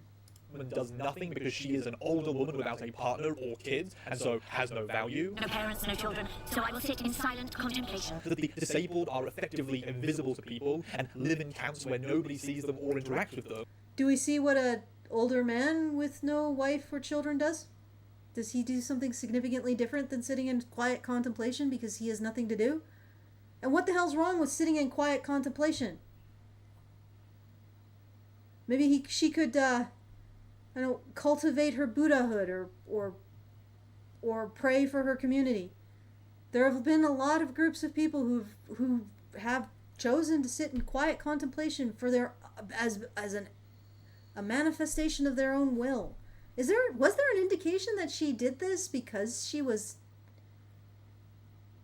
like disenfranchised? Or just because Maybe she just wanted to help men by talking less. Oh my god. Alright, let's see if Doughboy has anything to say. Can you check that, Telenor? He doesn't have any comments to make. Remote Ruby. Oh, all right. He put in a 1. I'll read it. Remote Ruby says, did Beowulf get jiggy with Grendel and father the offspring of Grendel and then bounce, and a scorned Grendel sicked her offspring on the society that Beowulf represented? I think that's Grendel's mother. I think that's Grendel's mother, not Grendel. I don't think Grendel can have children because he is a he. No, I think Grendel is the queen, right? Beowulf? No, it's is not. It? I can't remember which monster is which. No. Okay, well, I'm certainly misremembering. Okay, Doughboy does have some comments to make, which is that Lily seriously has a poster that says fully automated luxury gay space communism. It's probably put there ironically, except when it's not one of those, oh, I'm meaning it ironically, unless you take it seriously, in which case I mean it seriously, ha ha ha. And he also comments, in the society where disabled people are invisible, they seemingly suffer no hostility or even discrimination. Just being ignored is really not that bad compared to some of the alternatives. You have to be pretty spoiled to think that being ignored is the worst thing in the universe. Also, like, if I could just get food and have crude shelter and read books whenever I wanted because everyone thought I was invisible and I never had to have like my job that I have or whatever, and I had friends I could hang out with on a regular basis, I would be living the life. Like, that would be great. The vast majority of people never bothered me, and I could just read stuff and like go get food and steal it without even having to pay. Like, not that I'd do that in real life, obviously, but that actually sounds kind of nice. Anyway, and he says, for instance, every road seems wheelchair accessible. That rant in the middle about it being kind of nice to be in their position was all me, not Doughboy. But I also made a very important observation, which is that Lily Simpson is putting in a lot of effort to look like Bella Ramsey from The Last of Us Season 2, who is the girl whose appearance has been criticized on the internet because she looks weird. Okay. Let us move on. And she doesn't look anything like the person her character was based on, but that's par for the course these days. Sorry, let's continue, yes. One trans character around for all the unit stuff previously, Rose Noble, just straight up doesn't exist because Conrad can't believe in trans women, I guess? Yeah, it's a pretty horrifying set of things. A real nightmare scenario that erases all the gender and sexual minorities. Okay, that invites even more questions. So, he doesn't recognize trans, so the trans character doesn't exist, but the disabled people are invisible? Wouldn't that make Rose a man? Why would she cease to exist because she is not recognized? Her gender is not recognized. Like, I don't cease to exist every time a feminist misgenders me on Twitter. Calls Beep me boop, logic detected, toxic masculinity alert. Okay. Ignores disabled people. Well, also, and forces women. I have a comment about that. Which is we should also keep in mind he's also saying, oh no, the sexual minorities, meaning like no one's allowed to be gay because everybody has to be married with kids. Well, they are forced to be that. It's like the Doctor is forced to be with Belinda, but Belinda is forced not to be a bitch. So overall, it's kind of a win-win for humanity, or at least not a total loss. Good point. Into extreme sexist stereotypes. And the characters in the show. It forces women into extreme sexist stereotypes, but provider is not an extreme sexist stereotype for a man. You see, this is why you'll never get your communist utopia. Because men will have to give shit. Well, men will have to give stuff to men. And nobody wants to give stuff to men. Nobody. You'll never get it. Lily, you will never get it because you appear to be a man. Right? They might create a communist utopia, but you will not be able to get anything in it. You'll still have to work. Right? That's the way it's going to work because you're a man. Oh, yeah, communists hate it when I say that. The biggest impediment to their communist utopia is the fact that nobody wants to give men shit.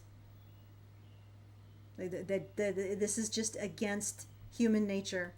It's not against human nature to give women stuff, but it's against human nature to give men stuff, which is that phenomenon is exactly what inspires Lily Simpson to say that strict gender rules are only strict when they apply to women, but not to men.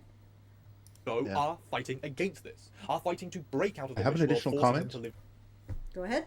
Or Doughboy has an additional comment, sorry. So he says, so gender dysphoria, a horrifying form of body dysmorphia, doesn't exist. How is that bad? And a woman, the Ronnie, is in charge of the thought police. We've already mentioned that. But yet, not only that, but if we talk about mental problems, like has bipolar or narcissistic or schizophrenic or whatever, all these other disorders, are they just gone? Do those people just have healthy, normal personalities that allow them to be functional and happy? Well, Is Conrad actually a goodie, or are they all invisible? I guess they're all knows? invisible, like the wheelchair-bound people. It doesn't make any sense. Live these lives and to get back to how things should be. Because, as mentioned, this is an unsustainable system that cannot go on. No? Does any of this making sense? And eventually our main characters do disrupt things, all as part of that big plot to get Omega back that we just don't flat out need to go into, because surprisingly enough, it doesn't really seem to matter, even in the own story's narrative. As a major part of the reality war, the second part of the two-parter episode arc mostly features the Doctor and Belinda fighting to keep the child that they had in the Wish world, Poppy, alive, because as soon as the wish ends and they successfully defeat Conrad, she will vanish from existence. Please tell me our daughter's safe. She's in danger. We'll fight. Now, she was admittedly created by the Wish, and so she never really existed before that. And yes, while it's nice for someone to remind the Doctor that he fights to make sure that not a single life is lost, yada yada, and Belinda is super opposed to doing something that will destroy the child that she has never had before the Wish made her have a child, something which... Actually, that's a really horrifying idea by itself. And I have a daughter. But she isn't real. How dare you? Like, did Belinda ever want a kid? We never really saw much of an indication of that in the previous episodes in the series. It didn't seem to really be clear at all, but Belinda now really wants to keep Poppy alive. Something which nobody points out massively is coming at the cost of, like, all the gay and trans and disabled people in the world. That's not happening. Absolutely not. Don't you tell me what we can and can't do. Is that okay? Is it possible that they didn't discuss her wanting a child, and she found out she wanted a child by having one? Like, this seems to be really trivial. And also, was the Doctor asked if he wanted a child? No. I don't think that's how the Wish works. Like, fighting to keep Yeah, the the Wish only world wish alive that matters because of is this kid, Conrad's. who is the literal embodiment of a far-right dude's dream of enforced straight marriage leading to reproduction. Maybe, and this is a strong position I'll admit, that kid's life isn't necessarily worth having billions of people suffer and not exist. That's one of the first little breaks in the progressiveness of the episode that I really noticed, that really made me sit up and think, hang on a second, that doesn't seem very well thought. Oh, good Lord.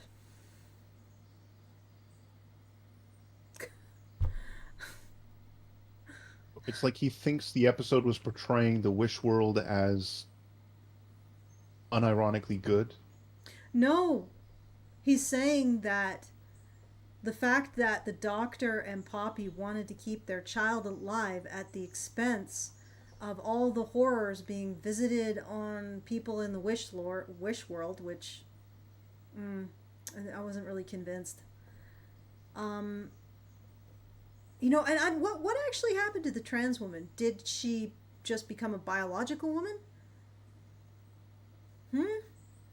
Like, if he wanted to make, like, at the end, it was just, the Ruby character said that Conrad wanted to make everyone happy, or wanted a world in which people were happy. Maybe he made the trans woman a woman, like from birth. Wouldn't that have made her very happy? We didn't see her because she was pursuing having children and a husband. Who knows? I don't know. I don't recall that being explicitly stated anywhere. In fact, I don't even recall that the trans woman wasn't... I guess she must have not been, but I didn't really notice her. I did notice there was a brief moment of aha or something with her appearing suddenly. So, maybe. But maybe what she disappeared from was being a biological woman from birth. It's possible. Hey, I also wonder if Instead of being a biological woman from birth, you get to be a trans woman. Is it fascist to say that maybe she'd prefer the other? I don't know. Go ahead, tell her. Or out and seems to be really Well, I was missing going a to lot of say, the I've horrors. noticed a lot of these shows that have someone who's transsexual. They always seem to make the character very minor, and they never address things. And the problem is, I think it's because it would be a total ideological minefield. No matter which direction you go into, you're going to piss somebody off really badly who will, try to do something. So that's part of it. The other aspect is a comment by Doughboy who says, the twist with Poppy also happened after all the trans gay and minority people returned. First they saved them all, and then they wanted the kid back, and you can't expect parents to be really rational about the life of their child, really, one way or another. Very normal to think, well, I don't care about a bunch of strangers. Yeah, that's what I remember. Yeah. So they got the other groups saved, and then they were concerned about the life of Poppy. In fact, yeah, that's exactly what happened, because there was a scene where they said goodbye to Poppy, and it was actually it was a pretty impactful scene when he's folding this blanket and it's getting smaller and smaller and smaller, and then it disappears. So the whole Save Poppy came after, and originally it wasn't supposed to interfere with saving the rest of the world, because they were going to go into the box of no time where they can't be touched by any of the events that are happening in the story. Poppy and Belinda. So what is the problem here, really? Very well thought out and seems to be really missing a lot of the horrors and nightmares of Conrad's Wish World, or because it created this kid for the Doctor, when apparently Time Lords are now unable to have children because of some bizarre time-traveling gene virus that made them sterile. So this is some kind of miracle child, and I guess Belinda at the same time is experiencing the different miracle of forced motherhood and caring about a child that isn't even really your child when you think about it. Technically, it's confusing. It's not real. She's made of hopes and dreams and wishes. That is every child. It doesn't sound great when I say it, as it doesn't look good when it was on my TV screen. But the problems with the episode didn't stop there. They actually kind of compounded, really, with another thing that really ticked me off being the reappearance of Rose Noble when Conrad's wish collapsed. Daughter. An actual daughter. That's amazing. Them collapsing the wish because Poppy and Belinda went into this chamber thing that locks them out of reality and so should keep them safe from the world which supports Poppy's existence collapsing and make sure she doesn't just vanish into nothing. When Rose Noble comes back, the Doctor makes a big deal about how she just vanished because Conrad couldn't imagine someone like her existing. Conrad couldn't imagine you for even a second. A thing that I feel like they did. Oh, so it was recognized. I didn't understand that at all. Because they didn't want to show the even bigger horror of what these alt-right people actually want to do to trans people. Hint, it's called camps and asylums where we get to be forcibly detransitioned or suffer. But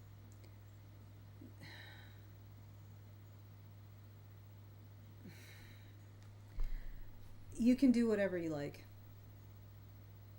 To yourself. Go ahead. If you want to have, if you want to do surgery as an adult, feel free. I don't know if I qualify. I do qualify as far right, so I will speak for the far right. Don't care.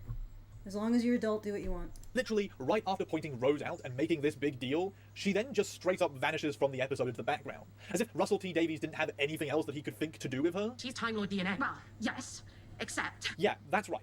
Post a trans character being removed from the universe by a bigot because he couldn't imagine her existing, she got effectively removed from the episode because the showrunner couldn't imagine what to use her for.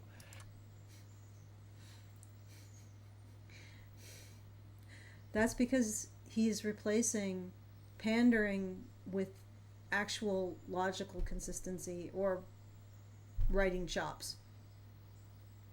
That's what you get. You get your pandering or you get good stories. Enjoy your boredom and enjoy your slop. It felt really, really, really tokenizing. A tokenizing that hurts more, I think, because we have sort of seen it done better previously. What? Rose! Honey! Sorry, Mum, I had to go back. And on that note of Russell T Davies doing the exact thing with his own characters in the narrative as is being done to them by Conrad in the story, I want to go back quickly to the fact that for most of these episodes, Belinda walks around talking about her daughter, defends her daughter, and then sits out the entirety of the major events in the second half in a fucking box. This season's... Yeah, that tonal shift was pretty jarring. That one right there. companion, a woman with the child, gets put into a box, where she sits and does nothing. Seriously, the actress is basically just wasted in this two-part episode, as her character turns into being defined by a single goddamn thing that she'd never even talked about before this bloody point. It's just fucking bizarre. How long were you with Poppy? Now, I'm gonna jump back in the chronology a little bit here, and I'm gonna do it. So I think that we've got the gist of his problem. Natalism. So when I said, aha, it's got natalism in it, and that's evil, jokingly at the beginning of the Yeah. podcast, then I actually guessed right. You guessed right, my friend. But yes, there are some comments from Remote Ruby, who okay. is saying it will be a huge, brutal rug pull to people like Lily Simpson and all the other Lilies, and I think they just call them that because they like the name Lily because it's short for Lilith, I suspect. Mm-hmm. And biblical Lilith was a very interesting person. Not very nice. Not as nice as biblical Eve. Anyway, so it'll be a brutal rug pull for all these sorts of people when their identity goes out of fashion and is no longer the cool current thing. Yes, and they'll be hitting middle-aged and not be as nice looking. And he also has a question about a certain aspect of Canadian healthcare. I don't think I'll read that comment out loud. Sorry, Ruby. It's not necessarily YouTube safe. It's not even any dangerous language, but it's got a couple of touchy topics in it. Or it's got 3, actually, which is impressive for only 1 sentence. So give yourself a pat on the back. Yes, yeah. In Canada, you will be given the option of gender-affirming care, or if the wait time is too long, maid. Okay, let's keep going. Because this is Doctor Who. He doesn't respect time at all, and I refuse to respect the timestamp too. As we go back to the moment that Ruby Sunday is brought into the disabled people's camp, where they discuss all the things wrong with the world, free from the secret police who take people that question reality away, and also the camp where they plot on how to overthrow Conrad. What's it doing? It's telling us the time. I don't understand why that's so important. Also, it's worth mentioning it's not just disabled people here or visibly disabled people. There are some drag queens in the background and just general poor people who might have hidden disabilities, but we don't really know that for a fact. During this conversation, though, there is a weird moment where Shirley and Ruby are talking in a circle, and Shirley points out that Ruby seems different than them lot because she doesn't look disabled. And it just kind of gets laughed off with a bit of a joke. I don't even know friskier, but you seem very non-disabled to me. Oh. But here's the thing. As I just mentioned, there does exist an idea out there called hidden disability or invisible disability, where someone can be dealing with horrific issues, but has effectively learned to disguise it or mask it in such a way that nobody notices. A thing that literally comes out of the fact that disability is often, as pointed out by this episode itself, very degrading to deal with socially. There's a lot of stigma. It's very degrading to have, dipshit. God, I'm sorry. This is really anger. This is anger-inducing. My anxiety disorder, because I could qualify as one of those invisible disabled. The issue wasn't masking. It was complete inability. And this minimizes what it's like to live with something like that by pretending what's important is you don't get visibility. I didn't want fucking visibility. I wanted a solution. Stigma around having a disability, so people can often try to hide that. Already employed may be afraid of opening themselves up to any kind of discrimination. It's just a little weird once more that in an arc all about how disabled people are made literal. And also, I just want to point out, these are the people who are supposedly the grand, the compassionate ones. But the instant you bring up men's issues, and I've pointed this out before, the instant you bring up men's issues, Lily Simpson turns into Lily Simp. their stereotype of a far right conservative. Like, you gotta pull yourself up by your bootstraps. Your problems are your own fault. You just need to work harder. And you should care about other people. Take responsibility. And what really matters is other people, your impact on other people. The instant you talk about any men's issues, people like this, the compassion drops away, and the judgment and callousness and outright hatred, because they don't stop at, you need to take responsibility for your own problems, right? That's just the beginning. You have to take responsibility for everyone else's problems, even if you have absolutely no power to change them. And you have to take responsibility for the world being shit. And by the way, your identity is monstrous and evil and criminal, and you should stop wanting to be a man. because that's the source of the problem in the world. So they don't even say you have a problem, you should fix it. They say men are the problem that needs to be fixed. I mean, it is so crass and callous, and yet they pontificate about how big their hearts are. Yeah, take away your scapegoat and see how big your heart is. Take away your agency sink and see how big your heart is. Invisible by a wish world, the show kind of does the work of making less obvious disabilities vanish by acting as if they aren't real if you can't see them. Welcome to life, but yeah. Despite that, you're the same as us. It just feels poorly written coming from our disabled character, and it buys into that overarching issue that I have with this two-part episode, an issue that I'll get into at the emotional conclusion. I know this video might seem a little bit more rambly and less structured than my normal stuff, but I'll still do a wrap-up at the end just to tell you my thoughts. And the reason it's rambly is because I wrote this in a furor after watching the episode and thinking, oh god, this is going to be bad. The next thing I want to talk about goes back to that previous point on Belinda, Chandra, and Poppy, and the resolution of that whole wish child that isn't real thing. Because when they finally deal with Conrad, Poppy does end up still vanishing, and all the people forget her, except for Ruby, who reminds the Doctor of her existence, reminds him that he is supposed to save lives. You save all of us.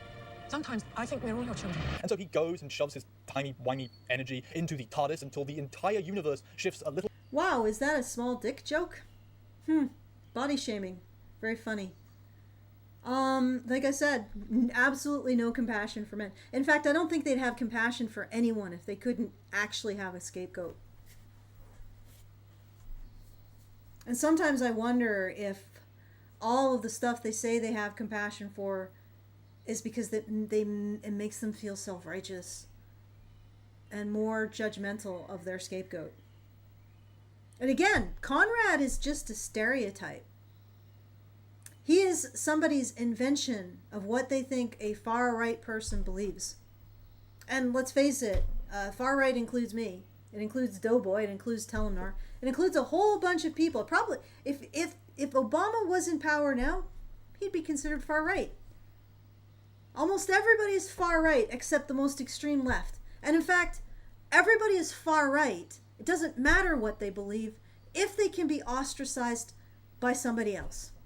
Using those words. It doesn't matter what you believe. As long as somebody can use the accusation, and let's face it, it's basically just having man thoughts. Far right is basically just having the thoughts of being a man and having thoughts. That's what they mean now.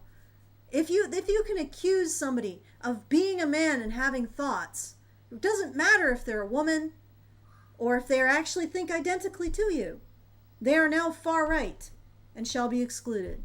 As long as you can get the lynch mob to agree with you. It's the most arbitrary bullshit. A little bit sideways, and he finds himself in one where Poppy is Belinda's actual daughter, a daughter that she had with some other dude, and that Poppy is no longer the Doctor's child.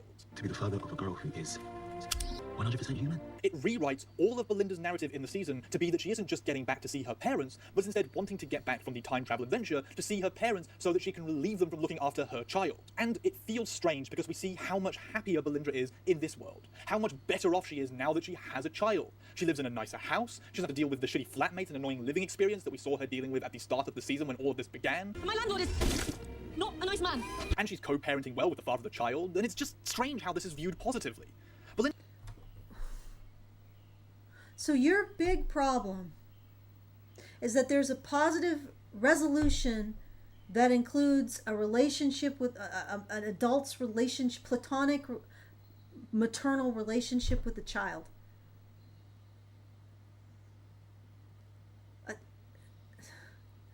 Does anybody here and he's saying it's because it's forced? Well, even if it was, even if the wish just made it happen, the fact that she's so insistent on getting her back sort of suggests she wants it.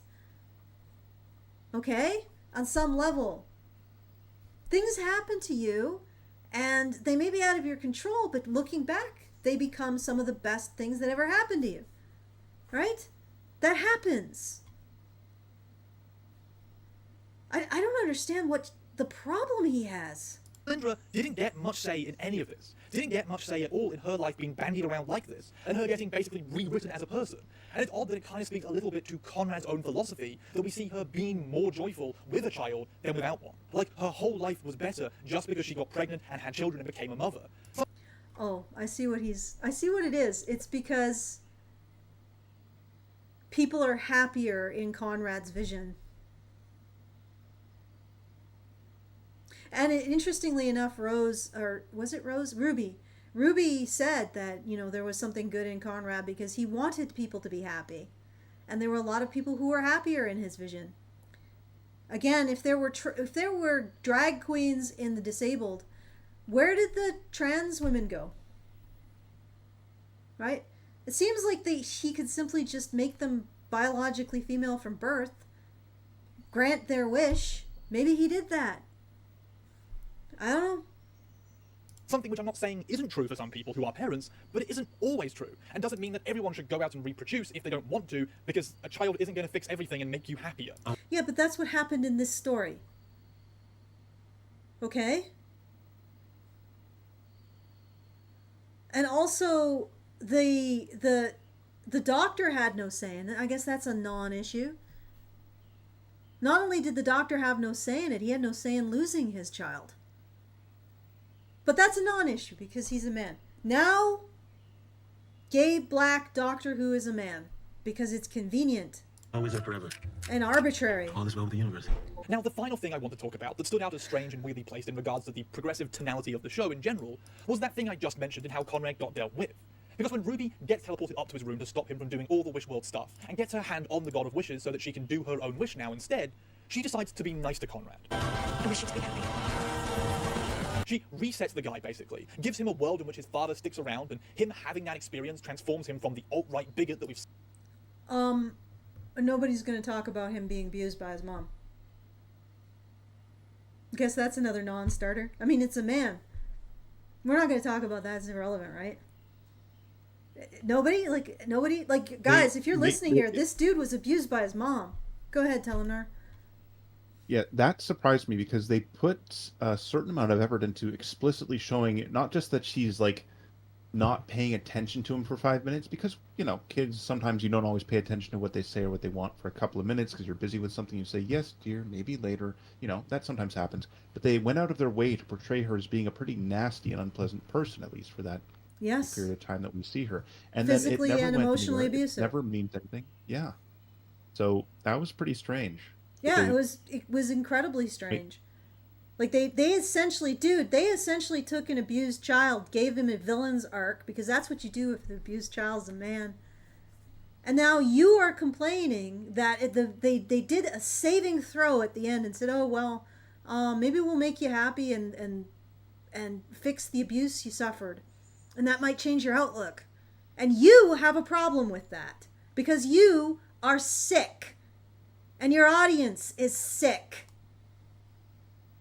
Scene into some random bartender dude who's on social media occasionally and doesn't do anything important or have any clear red flags about him from an immediate glance. It's considered by all the people at UNIT a kindness for him, a nicer thing than just straight up murdering the guy who did horrible things to billions of people over and over again because he wanted to force them into his ideal, extreme, conservative world. I don't think he had a choice, though. Wasn't he kidnapped? More or less. Okay, so he didn't have a choice. And the nice thing done to him is justified by the fact that Conrad learned some kind of lesson from conversing with Ruby and the Doctor before he got given the Wish God power. In that, rather than creating a Nazi hellscape where all the people he didn't like got shoved into camps, he instead made a world where... Do you honestly think that that's what the far right that you're calling everybody who doesn't explicitly agree with every single brain vibration that you put out in the world? You think that's what everybody wants? Nazi death camps. I think that the people who want Nazi death camps, pretty minute. Pretty sure a lot of Germans didn't even want those things. Nobody suffered, and everybody was warm and fed and safe. Yours is nice. It's actually nice. I did what he said. The doctor. Or at least that's what he says and what Ruby affirms for him. But doesn't the show kind of tell a different story? Tons of people are just silently suffering in different emotional ways. Sure, the disabled people don't need their meds or need anything to survive because nobody can die in this world. But they also don't get to exist in society. And they made their own society. I think they had the best of it. They didn't have to work. They were basically taken care of. And they existed for themselves. Like, that's actually sort of better than what happens to disabled people in our culture, because, like, or in Canada, they're barely given enough to live off of. We prioritize other groups of people for income assistance, shall we say. And it's not like a lot of disabled people in our society aren't isolated. Heads or need anything to survive because nobody can die in this world. But they also don't get to exist in society and are forced to live in tent cities, which doesn't feel great. And the Does it? Like, those tent cities, it depends on the weather. Seems like the weather is always a very warm single day. A single day of very warm weather. That's all they ever experience. I don't know, those tents look pretty bourgeois to my mind. Gay people are forced into straight relationships and have to hide their queerness for fear of being dragged away, and are forced into liking being straight, no matter how they might feel internally. The trans people get blinked out of fucking existence, and the women with... Yeah, but we still don't know. Again. But also I think you're fighting with the fact that this is crappy writing. There's no consistency in this. But it's really telling that your problem is that they took an abused boy, took away the abuse, and he was happy. What did you want from him? A Nazi death camp? Okay. So any commentary? Doughboy has a comment, which is, in the Wish world, gay people aren't forced to be straight.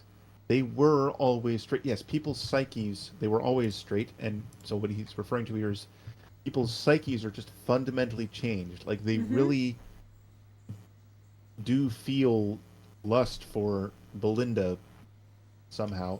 Well, I mean, she's a completely different person too, so that maybe explains a bit of it, because personality matters. And like, they always have had this job at United National Insurance. I can never remember what the T stands for. Probably not transgender. Like, they genuinely are transforming people's psyche. So it's not the same as yelling at gay people that you have to have a wife and put your seed in her and do all that good stuff. Nor is it presented as good. It is literally what the bad guy is doing. That's true. Ruby is basically saying that, trying to look at the bright side of what he did. And what he did was attempt to create the greatest amount of happiness. And considering everybody's health and well-being is in the toilet, particularly if they are progressive or liberal, might have a point. With no value, sit in their homes doing nothing. Why would the woman have no... How can you say that a man goes out and earns the ability for his wife to stay at home and have considerably more leisure time than him, again, works half as much, and yet he doesn't value her? Does that make any sense? And furthermore, why is it that... Why can't they value themselves? This is the big thing that I don't understand about feminists when they talk about this. Is it not possible for women to value themselves in their half amount, like their in having the amount of work that they do? Can they not spend those hours valuing themselves in some way, or valuing their own activities in some way? Do you always need a man to value you in whatever way feminists say value is, and whatever metric they use to determine value? Okay. I have a cutting remark about this, which is, if you spent all your time hanging out around women who were nothing but highly ideologically committed feminists, would you respect and value their opinion? Okay. Nothing, because they have no work. Like, yeah, nobody in that situation expresses clear unhappiness explicitly. Okay, you're a communist, but you think the only value people have is their work? Really? You're a communist. But apparently people don't exist unless they have a job. Unless they're paying taxes. Okay. And Doughboy also mentions women are very clearly shown as having jobs in this world, the Wish world. The doctor's boss is female even. She's just not of childbearing age, because if you're 22 and pregnant or with a small child, then maybe a 40-plus hour a week office job is not the most sensible life choice for you right now. And also mentions Belinda got to spend regular time with her family, which Lily seemed to think is more important than Poppy. Wait a second. More important. That second sentence is actually confusing me. So I'm not sure, but also he's contradicting himself, because she says that the story itself didn't show enough of the horrors. Right? Well, maybe that's too... So you're saying it didn't show... So what you're saying is that the show should have shown more horrors. And if it had shown the horrors, then Conrad would be more horrible and not deserving of any kind of redemption. Because, abused boys... And you know what? I'm going to say that abused boys are some of the most discriminated against people in our society. Abused boys and men. I'm going to go right there. I think they're treated worse than any other group. Their abuse is treated like a personal failing. They have few services. They're socially ostracized. They're gaslit. They have an entire industry trying to prove that their existence is an anomaly. And they shouldn't exist. And if they do exist, they should keep the fuck shut up. Shut the fuck up. But we're not going to talk about that. Cities, which doesn't feel great, and the gay people are forced into straight relationships and have to hide their queerness for fear of being dragged away, and are forced into liking being straight, no matter how they might feel internally. The trans people get blinked out of fucking existence, and the women with no value sit in their homes doing nothing because they have no worth. Like, yeah, nobody in that situation expresses clear unhappiness. They sit in their homes doing nothing. Well, that's their choice to do nothing. Because they have no worth, because work is worth to this communist. Okay. Explicitly. Well, actually, apart from that moment when Belinda goes into the woods after feeling like her whole life is defined by her child and screams at nobody. The show quickly forgets that and makes her only care about that child and being defined by Poppy, so... Actually, yeah, that's just part of the problem here, isn't it? Just because Conrad isn't straight up murdering people or torturing them physically doesn't mean that he isn't still a monster who is putting billions through anguish, all in service of becoming... Yeah, but they're not going through anguish. ...puppets for him. I don't think this guy deserved a happy ending for just being mildly, visibly kinder in his extremist views. But all of these things I've just said here are exactly my goddamn point with this two-parter episode. Because it feels like it wants to be the same progressiveness that Doctor Who has been. It feels like it wants to take a serious, real-world issue and try and have some kind of... Yeah, we need to treat everybody well except abused boys. moral statement on it and show their big heroes defeating the problem. And yet, within the narrative that has been created here by Russell T Davies, he literally just ends up doing the same things that the person who is supposedly the villain is also doing. He tokenizes his characters into being defined by one trait, before vanishing once he no longer has a use for them. He makes certain disabilities invisible by their lack of inclusion or mention. Okay, do you realize how long this would have been if you gave proper plot significance to all of these people? Right? And do you realize how much money the BBC would have lost on it? He turns a woman into nothing more than a person whose only narrative reason for existing is to have a child and be centered around that child, stripping her of all agency and presence in the show. See, women should work, and they should take their value from working. That's the final conclusion of this communist. But also, feminist ideology states that when men take their value from working for money, then that's toxic masculinity. So who the hell knows what's going on there? Yeah, who the hell knows? Are men allowed to take value from having a child? Like, the tragedy here is no matter what was the circumstance of Poppy's existence, she did exist for Belinda. And she fought to get her back. And Doctor Who also had an attachment to the child. But he had to lose her. Where is this in all of this? Where is it? Oh, except for revolving around that child. God, this guy really freaking hates children. It just seems like somebody who wants to be forward-thinking Oh, and doing liberal that's stuff. better than liking them in the wrong kind of way, if you know what I mean. Yeah. But who has either fallen behind the times and doesn't know or hasn't thought hard enough about ways to be inclusive that actually matter and are relevant to the topics that they're trying to bring up. On the surface, sure, Doctor Who is still positioning itself in opposition to the right and to bigoted perspectives. But underneath all that, it doesn't seem as if the writers are... Oh my god, this is exactly what I said.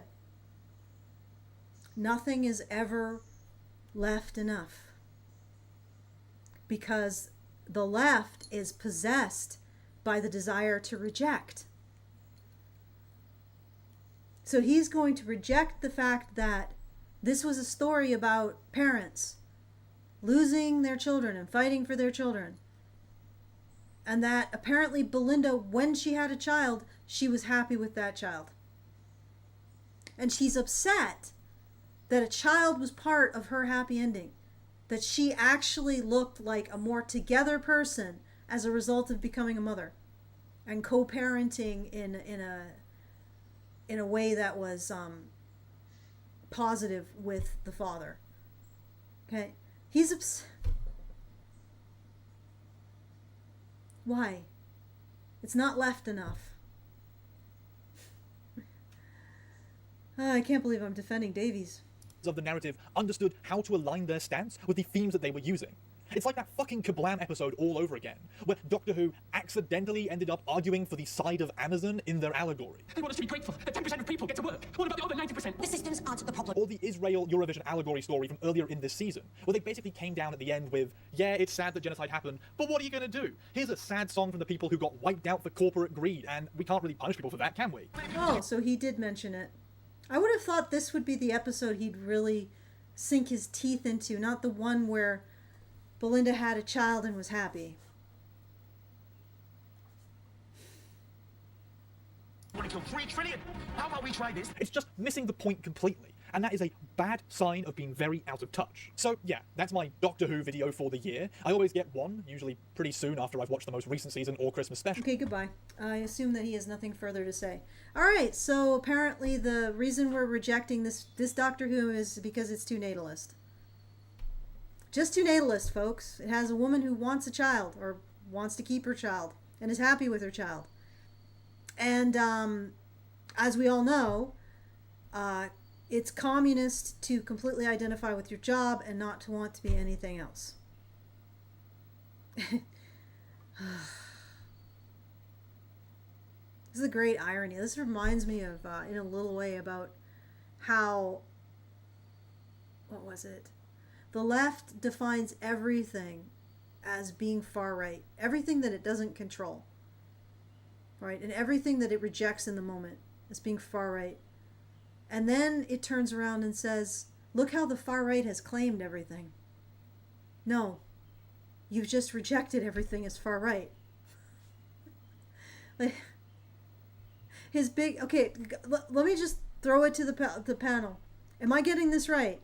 His big objection is that Belinda loved Poppy and wanted to keep her daughter, and her daughter made her life more fulfilled. Guys aren't paying attention, so... I think so. I mean, that seems to be...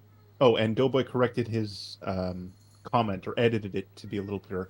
Yes, Belinda got to spend regular time with her family. Relationships that Lily seemed to think were more important than her maternal bond with Poppy.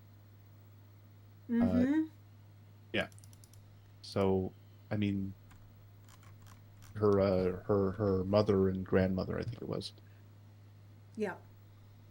Okay. All right. So that's his objection. That's soulless. But yeah, that's about it. Well, it's strange because in some ways this is a highly centralized power imposing a specific, well, I guess I'll go full Latin here. Modus vivendi, a way of living, on an entire population without them really discussing it or voting on it or agreeing to it or understanding the consequences of it, because the wish world is going to have consequences that are going to be catastrophic for everyone. And if you have any doubt or objection at any point, the police will kick down your door and drag you off. So I mean, are we talking about the Tolkien-esque conservative far right here, or are we talking about the current progressive agenda? Very difficult to say. I say it's the progressive agenda, and I think it isn't difficult at all. Anyway, Doughboy also mentions he subscribes to the Simone de Beauvoir idea that women cannot be allowed to be housewives and stay-at-home mothers because too many of them would choose that lifestyle. Something the COVID pandemic proved, and the truth of which angered feminists. Oh, well, good. Oh, yes. Love the taste of their tears. Oh, that was a strange sound for me to make. Sorry, it's after midnight. I'm getting peculiar. But don't feed Telenor after midnight. Okay. Oh my God. Yeah, you thought up the poop triarchy. I did the patriarchy years and years and years ago. Well, the one gradually is transformed into the other. The reason why I termed the patriarchy is because there was a feminist who said sweets was a patriarchal plot to make her fat. Okay. Oh my God. I kid you not. So I was like, yeah. So speak out against the patriarchy.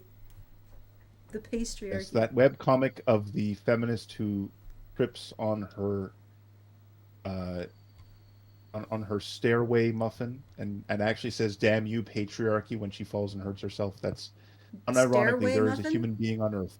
Yes. It's a muffin that's on the stairs in case you are going up or down the stairs and you feel a sudden need for a muffin. Okay. All right. So this is our summation of Doctor Who, season 15, Gay Black Doctor Who. Apparently not progressive enough. What is anybody surprised? Like, if your entire identity is around judging and rejecting people, of course you judge and reject this as not progressive enough because it showed a woman who has a daughter and she wants to keep that daughter, and that daughter made her life better. I mean, he did say some stuff about how this world was better because and they wanted to not change the world because of Poppy, but eventually they did, which led to the loss of Poppy, and then they had to do all kinds of stuff to regain Poppy. And also he threw in a small dick joke because, you know, we care about everyone but men. Everyone. I just, these people are not compassionate. They have a scapegoat. And they don't understand that people who don't think like them are still human. And if anyone's going to create death camps, it's people like that. All right, so those darn spiteful mutants, I say. Spiteful, okay. All right, so I'm gonna. It's a jolly heretic thing, Professor Dutton. It's a YouTube channel you can check out. Okay, spiteful mutants abound. All right, with that, I think that I'll just check to see if we got any super chats. I don't think we did because it's really quiet today. I guess the Sunday evening is not anyone's cup of tea. And also Ruby got to tell us all of his thoughts through the writer's chat. But anyway, so this is... Oh, yes. Well, he's graced us with a new thought, which is small dick kangs. Thank you, Ruby. Yeah. I assume that was addressed to me.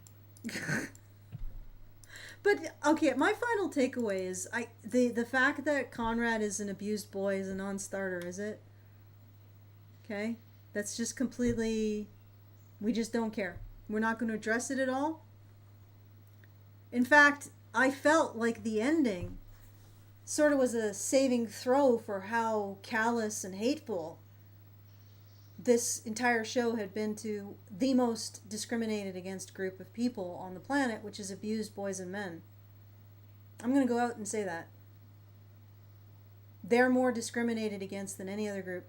Any other group has a gigantic advocacy system and probably a network of tributaries and of U.S. aid in the swamp.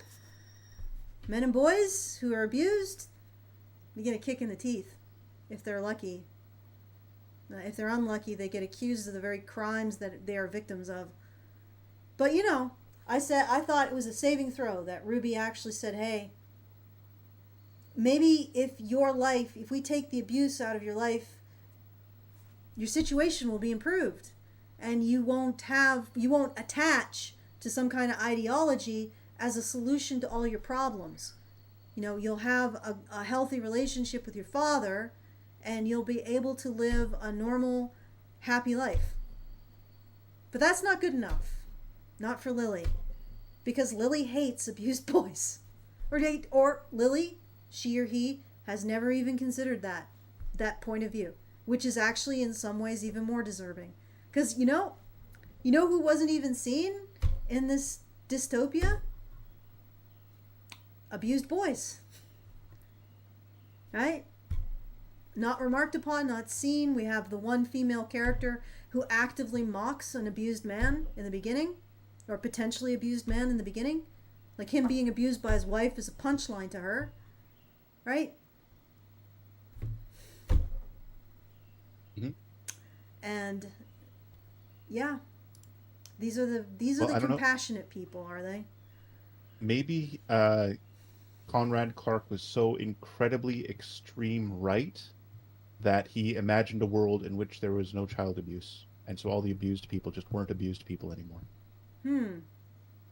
Could have talked about that. I mean, honestly, if Davies was any good and any of these writers were any good, you would have created not a straw dystopia, but maybe you would have gone even deeper into Conrad's psyche and shown things that he had actually improved significantly.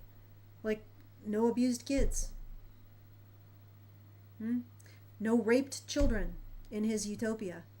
Children being taken care of in happy families in his utopia. And then they have to return the human race to its bog standard setting.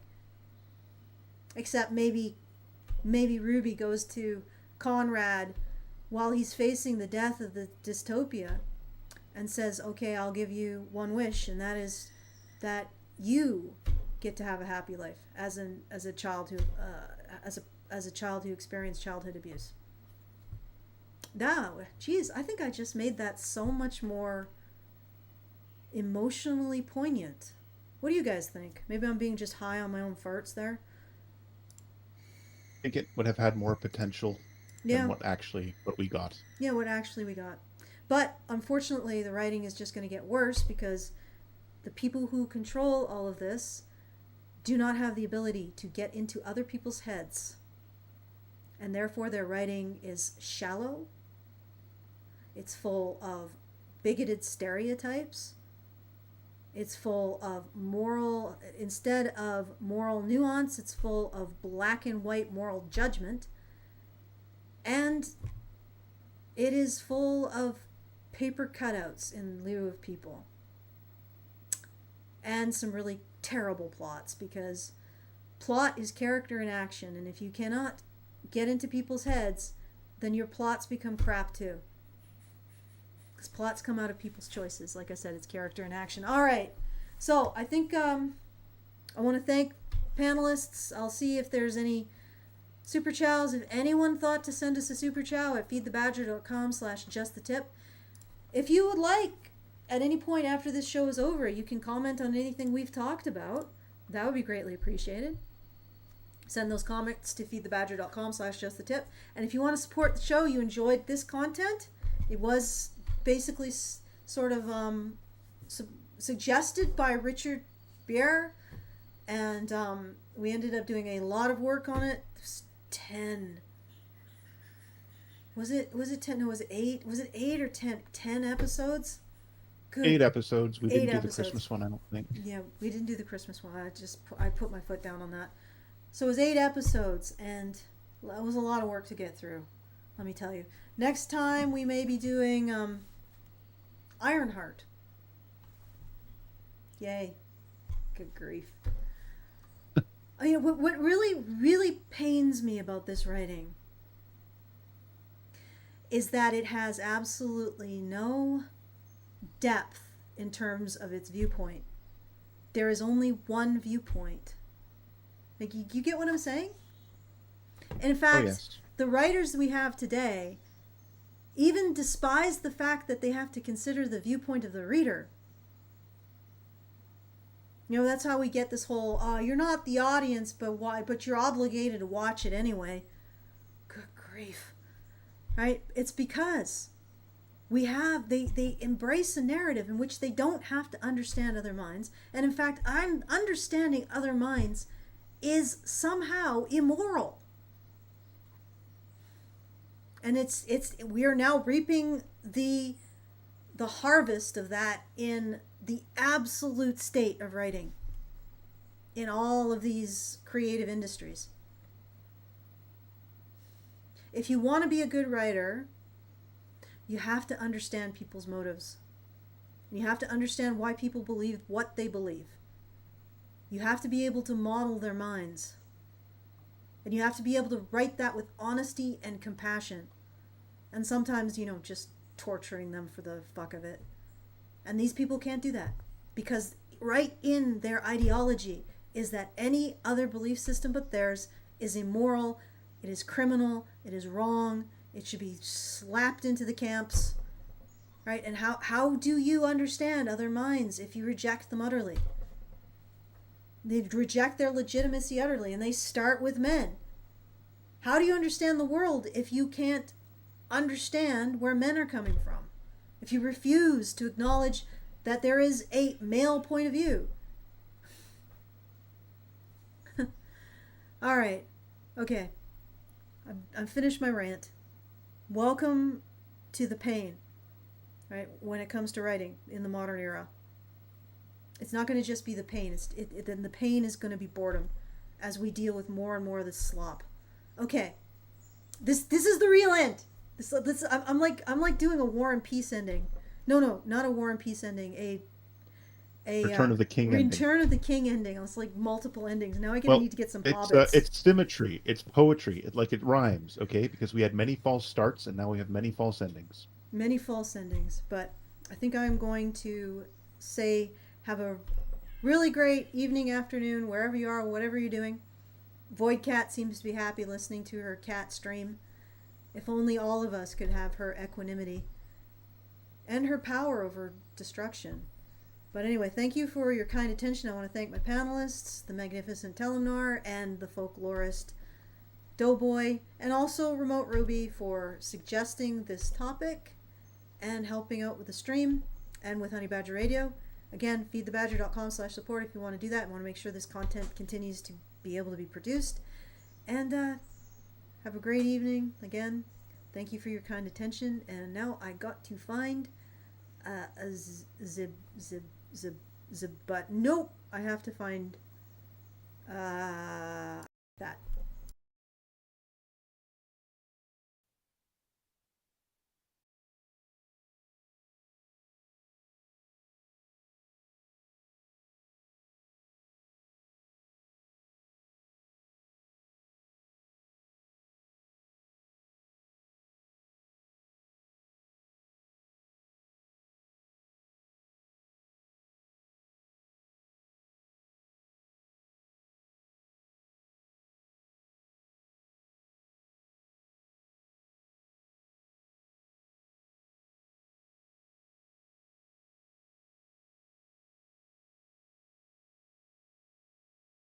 I think I missed you talking, so